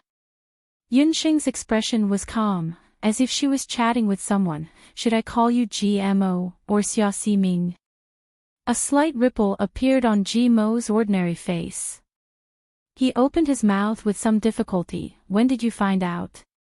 GMO was actually the young magistrate of the temple, Xia Wenqiu, who was as handsome as an immortal. The temple, Xia Wenqiu. Even the chief personage had heard of his name. Xia Wenqiu, the peerless prodigy of the Temple of Wuji's 5 Annulus, was completely familiar with this ordinary-looking, taciturn young man. Dr. Fan and Yao Rong finally understood why Xia Wenqiu's light magic was like this. It was rumored that Xia Wenqiu of the temple had already become a sky magus 3 years ago. His light magic could bring the dead back to life. Compared to the various expressions of the crowd, Yunxing was very calm. It's been a while. I've always guessed that you were from the temple, but I didn't expect that someone as noble as Xia Ximing would lower himself to come to our clinic to do odd jobs. Yunxing's tone was a little regretful. GMO was a very good talent. Is it because of my words, or my magic? Xia Wenqiu didn't understand what went wrong with his disguise. Since his identity had been exposed, Xia Wenqiu simply removed the magic on his body. The magic he used was similar to the disguise magic, but the magic attribute was different. He used a type of illusion magic. Once the magic was removed, Xia Wenchu's unforgettable face appeared in front of everyone. He had sharp eyebrows and bright eyes, and his body emitted a gentle aura like the radiance of the sun and moon. He looked like an immortal. Your words and actions are impeccable, and your magic is also perfect. But it's because it's too perfect that it attracts attention. Yunxing hadn't seen through Xia Wenchu's identity until a few months had passed. His impeccable words and actions, like the most outstanding model student, made Yunxing suspicious. What made Yunxing completely confirm Xia Wenchu's identity was Xiao Yun's wound. Previously, she also thought that Xiao Yun's wound was healed by Dr. Fan, but when she examined Xiao Yun, she discovered traces of light magic elements in her body. Due to the darkness magic soul in her body, Yunxing's sensitivity towards light magic was very high. Moreover, that wisp of light magic was very pure. In Yunxing's impression, she had only seen such pure light magic from one person, and that was Xia Wenchu. I didn't think that striving for perfection would become my biggest flaw. Xia Wenchu realized that in front of Yunxing, all of his pretenses were so fragile. He had neglected the fact that this girl, who had a pair of bright eyes when they first met, was now revealing a radiance that made him involuntarily glance sideways.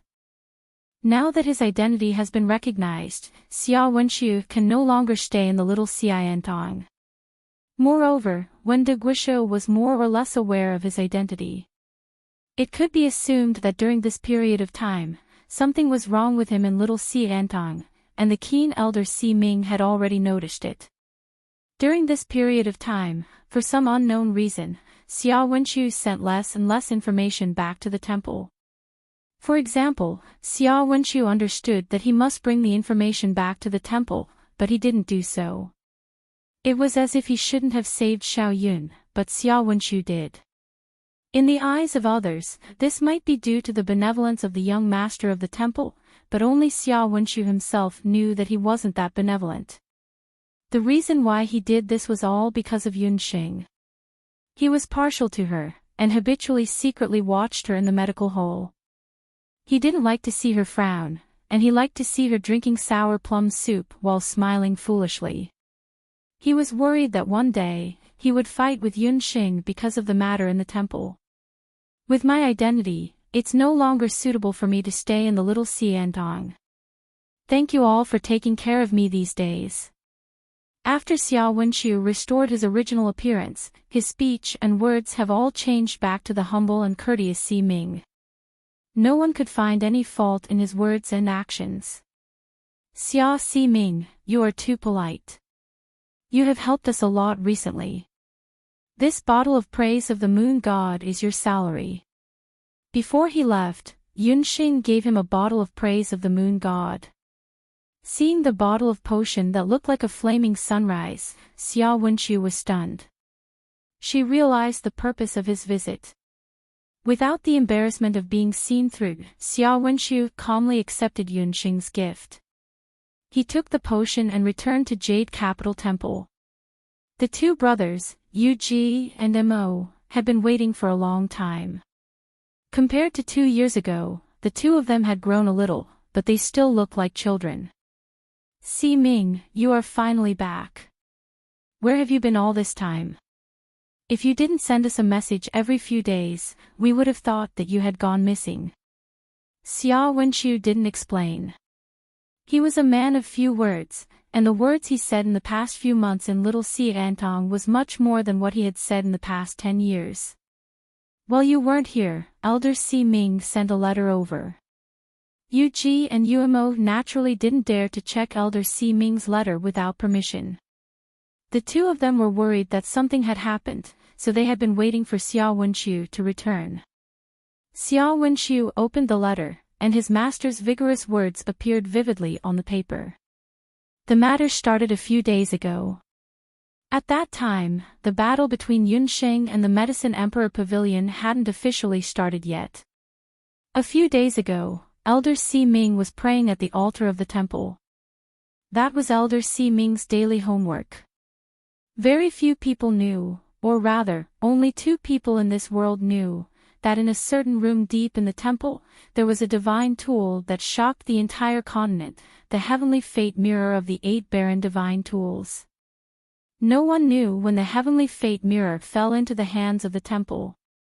Very few people knew about the uniqueness of the heavenly fate mirror, because in the temple, only Elder Si Ming and Young Si Ming knew about the use of the heavenly fate mirror.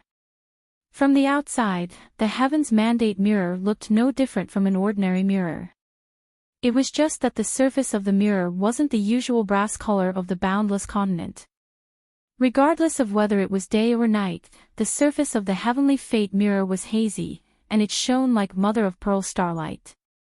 This seemingly ordinary mirror reflected the general situation of the world.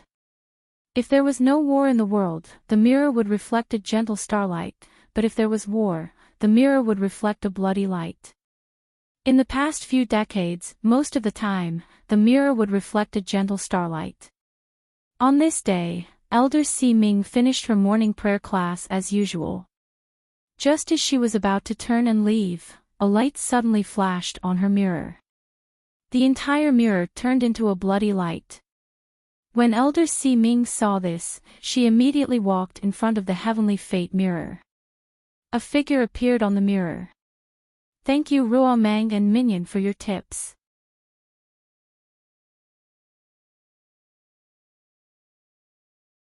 Chapter 388. Those who could appear in the heavenly mandate mirror were naturally not ordinary people. They were definitely people who could change the world. When Elder Si Ming saw the scene in the mirror, his expression changed slightly. The martial star of Zhou State, the cornerstone of Zhou State, the martial Saint General Yunba, had a bloody calamity. If he fell, if he died, then the fate of Zhou State. He immediately calculated Yunba's fate, but came up with a death divination. What made him even more surprised was that this death divination was extremely dangerous, and it was because of the people around it. Elder Si Ming immediately wrote a letter to Xia Wenxiu. When Xia Wenxiu opened the letter, he read, "The martial saint of Zhou State will fall. Fate cannot be defied. Pay close attention to the trend of Zhou State." Xia Wenxiu slowly closed the letter. He stood in the middle of the courtyard in silence, his hands clasped behind his back as he pondered. Yu Ji and Yu Mo had followed Xia Wenxiu for many years. They knew his habits. Seeing him like this, he must have encountered something that was bothering him. The 2 of them wisely retreated. The sky gradually darkened. The entire courtyard was silent. Xia Wenxiu frowned and looked up at the starry sky. A sea of stars was reflected in his eyes. Very few people knew that one could see the fate of the continent just by looking at the sky. In a corner of the starry sky, a star was gradually dimming. That star was located in the northeast direction of the starry sky. Its corresponding position was Zhou State. Xia Wenxiu was silent. He couldn't help but think of Yunxing's face. His heart suddenly tightened. Fate cannot be defied. Yunba's death was fate. Just as Xia Wenxiu was about to return to his room and write a letter to Elder Si Ming, his pupils suddenly shrank. In the sky, a meteor with a long tail streaked across. The sky was instantly illuminated. This is... Xia Wenxiu couldn't help but tighten his grip on the letter in his hand. As the meteor streaked across the sky, the originally dim starlight seemed to brighten a little. Was it a coincidence, or was there a variable? Xia Wenxiu dismissed the idea of writing a letter. He decided to find a suitable opportunity to visit the general's residence in the next few days. He soon found a suitable opportunity because Yunba's birthday celebration was coming up. The Medicine Emperor Pavilion also kept their promises. A few days after when Dagua took over, they lifted the blockade on the supply of medicinal herbs to the little Xiantong. Yunxing also temporarily withdrew the attack of the beast ants. Her magic pharmacy continued to operate in an orderly manner. The only regret was that there were still no clues about Xian Yu's death and the red-robed man's investigation. On this day, Yunsheng was busy in the medical center when a person came to her unexpectedly. Uncle Yun. Yunsheng didn't expect that the person looking for her would be Uncle Yun. She had met Uncle Yun a few times and knew that he was an old servant of the Yun residence. He was also old General Yun's page boy and had watched the three Yun siblings grow up together. He was a very amiable old man, but Yunsheng heard from Yun Songlong that Uncle Yun shouldn't be underestimated. He was also a martial artist and his cultivation was also a martial marquis. Most of the guards in the Yun residence weren't his opponent. It was said that his skills were trained by accompanying Yunba in the past. Young Miss, Uncle Yun had been waiting for a while. He saw that Yunsheng was busy and didn't have the nerve to disturb her. Only when Yunsheng noticed him did he step forward to greet her. Uncle Yun, you shouldn't call me young miss. Yunsheng didn't like being called young miss and young master. Moreover, she didn't want to be associated with people like Tang Yu. Young miss, don't be angry with master. He has always been worried about you. Uncle Yun felt sad when he heard this. After Tang Yu was exiled, although the Yun residence was a lot quieter, it was also a lot more deserted. Yun Songlong was also busy with the matters of the hunting corps and rarely came to the residence. In order to make the residence livelier, the third miss made arrangements to celebrate Yun Ba's birthday. Yun Ba was already 60 years old this year. He didn't comment on the birthday banquet. But in private, he was still happy. He even asked Uncle Yun a few times about the matter of little Xiantong.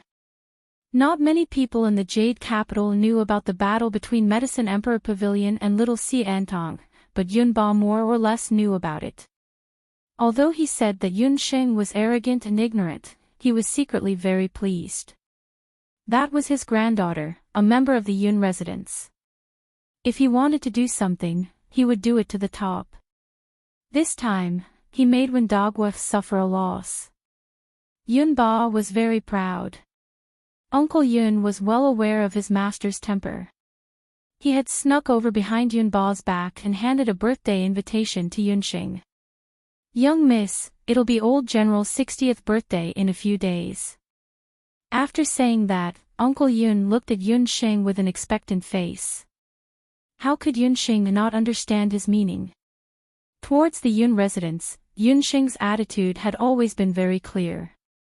She wasn't a member of the Yun residence. As long as old General Yun didn't acknowledge her identity as his mother, she wouldn't call him grandfather and didn't plan to go to the Yun residence. I will prepare a birthday gift, Yunsheng said vaguely. She didn't say whether she would personally go or not and prepared to send Uncle Yun away. Young miss, actually, the matter of that year, it wasn't entirely old General's fault. Uncle Yun still wanted to explain. Coincidentally, a patient came to the door. Chapter 389. Old Master, Uncle Yun's face was bitter as he thought about how to avoid this competition. This old servant doesn't have the time to spar with you. Look, your birthday is coming soon. As the steward of the Yun residence, I have a lot of work to do. Both inside and outside the residence are waiting for me to take care of things. I also have to send out the birthday invitations one by one. Uncle Yun took out a list of names from his robes. There was a long list of names written on it. Even the Emperor of Zhou State was an honored guest on the list. There were also guests from other states in the Jade capital, such as Xia Ximing from the Dharma Temple, who were also invited to the birthday banquet. Yun Ba was obviously not interested in this list. He was a martial artist and had always been troubled by these kinds of complicated formalities. Therefore, he had given full authority to Yun Sangshua and Uncle Yun. But today, Yun Ba was different from his usual self and carefully looked at the list. No matter how he looked at it, he felt that there was a name missing. Yun Song, are all the invited guests on this list? Yunba muttered in his heart. Why wasn't that little girl's name on the list? It turned out that Yunba had other plans in mind when he was willing to hold the birthday banquet this time. According to Zhou State's etiquette, the elder's birthday banquet required the grandchildren to kowtow and cook. In his heart, he was still hoping that little girl Yunxing would come to congratulate him at this birthday banquet. Then, he would naturally make her kowtow a few times and acknowledge her ancestors. After all, he only had Yunxing and Tang Yu as his children. Tang Yu was a disappointment and was exiled. Naturally, he wouldn't come back to kowtow to him. Therefore, only Yunxing was left. Uncle Yun saw that his old master was reluctant to ask and muttered in his heart, "Old master, you have a good plan, but the problem is that the little miss won't admit it." Yunba finally couldn't hold it in any longer. "I say, Yun Song, are some people missing from the list? I think something's wrong." "Master, I know what you mean. People like the second young master and the little miss are family, so they are naturally not on the list. I have personally sent the invitations to both of them. As for the second young master, he had been out on a mission for the past few days. He would be back in about 2 or 3 days. As for little miss, what did she say?" Yunba asked. "She didn't say much." Uncle Yun shrugged. "How can I not say anything? I'm her grandfather, and the blood of the Yun family flows in her veins. Does she want to deny it?" Yunba's hair stood on end as he stomped his feet in the courtyard. His nostrils flared as he huffed and puffed. If Yunxing didn't come, she would be disloyal and unfilial. She would be committing a heinous crime. There's no need to persuade her. "If she doesn't come, I won't be able to celebrate my birthday," Yunba said stubbornly. "Master, this old servant will go back to work on the birthday banquet." Uncle Yun wiped the sweat from his forehead. His master was really getting worse and worse. His temper was like that of a child's. Yunba wanted to say something, but a guard came in and reported, "Master, Xia Siming of the Dharma Temple wishes to see you." When Yunba heard this, his expression softened. Uncle Yun heaved a sigh of relief and took the opportunity to slip away. Yunba straightened his clothes and went out to welcome the guest. Xia Wenqiu had come to Zhou State this time and saved the crown prince's life. The imperial family of Zhou State was very courteous to him. In addition, he was young, so his reputation as a genius had spread throughout the mainland for many years. Even someone like Yunba, who didn't like to interact with sorcerers, couldn't help but treat him with respect. "Xia Siming, an honored guest has come to visit. Please forgive this old man for not going out to welcome you." As soon as Yunba stepped out, he saw Xia Wenqiu waiting at the door, accompanied by 2 children. Although he had heard of Xia Wenqiu's name long ago, this was the first time he had seen him in person. It was rumored that Xia Wenqiu was like an orchid and had an unparalleled bearing. Now that he saw him today, he had a tall and straight posture and wore a sorcerer's robe. His silver hair was like snow, and it reflected his handsome face. Even a boorish person like Yunba couldn't help but praise him in his heart. This person was really favored by the heavens. "Old General, I trust you have been well since we last met. When Wenqiu came to Zhou State this time, I should have paid you a visit long ago. However, because of some trivial matters, I didn't come. Please forgive me, Old General." Xia Wenqiu was also secretly sizing up Zhou State's #1 fierce general, the old Martial Saint General. After welcoming Xia Wenqiu into the residence, Yunba chatted with him as they walked. The two of them were quite congenial. This was Xia Wenqiu's first time coming to the general's residence. He had come today to reply to Yunba about the birthday banquet, but in his heart, he wanted to see the reason behind Yunba's bloody disaster this time. Logically speaking, Yunba was only 60 years old this year. To the cultivators of the boundless continent, 60 years old wasn't the age of destiny. Instead, it was the time when one's martial strength and battle chi reached their peak. Xia Wenqiu was good at reading people's faces. As soon as Yunba stepped forward, he observed the other party's complexion, steps, and aura. With a single glance, Xia Wenqiu discovered something unusual. From the outside, Yunba's body looked very healthy. He walked like a dragon or a tiger, and his voice was loud and powerful. It didn't seem like he was sick at all. However, upon closer inspection, he felt that something wasn't right. This feeling made Xia Wenqiu feel very strange. Since it wasn't an illness, nor was it poison, then what was the cause of Yunba's bloody calamity this time? Yunba didn't know what Xia Wenqiu was thinking. He brought him all the way to the main hall. As soon as he sat down, he had a servant serve tea. The two of them chatted for a while. At this time, Yun Sangxue walked in with a servant. The servant was holding a bowl of soup in her hands. The soup had clearly been cooked not long ago. It was still steaming hot.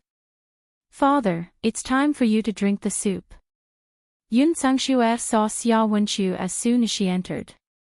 Xia Wenqiu's face was too outstanding. Even the married Yun Sangxue couldn't help but take a few more looks. "Shua I'll drink the soup later. There are guests here. Let me introduce them to you. This is Xia Siming, the genius Siming of the Fa Miao Temple. You should have heard of his name before." Yunba chuckled as he introduced Yun Sangxue and Xia Wenqiu. Xia Wenqiu was the #1 genius of the Fa Miao Temple. At the same time, he was the most outstanding potion master in the field of potions in the Fa Miao Temple. Yun Sangxue's expression tensed. She subconsciously looked at the bowl of soup in the servant's hands. Yunba didn't care about her unnatural expression. However, Xia Wenqiu caught Yun Sangxue's strange expression. He discreetly glanced at the bowl of soup that the servant had brought over. The servant's expression was calm and didn't reveal anything out of the ordinary. However, Yun Sangxue's smile was very forced. "Xia Siming is too polite. Father, Xia Siming isn't an outsider. You should drink the soup while it's hot. I spent many days preparing these ingredients." Yun Sangxue nervously clenched her fists. When the people of the Bloody Hand Tycoon gave her the bottle of medicine, they had already said that this was a very new type of medicine. Even if a great national expert personally came, they wouldn't be able to see any problems with it. Moreover, this medicine wasn't a magic potion. She wasn't afraid that Xia Wenqiu would recognize it. However, Yun Sangxue was still a little nervous. In order to avoid any unexpected problems, she urged Yunba to drink the soup quickly. This child. Yunba only saw Yun Sangxue's abnormality as concern. He didn't refuse and picked up the bowl of soup, finishing it in a few gulps.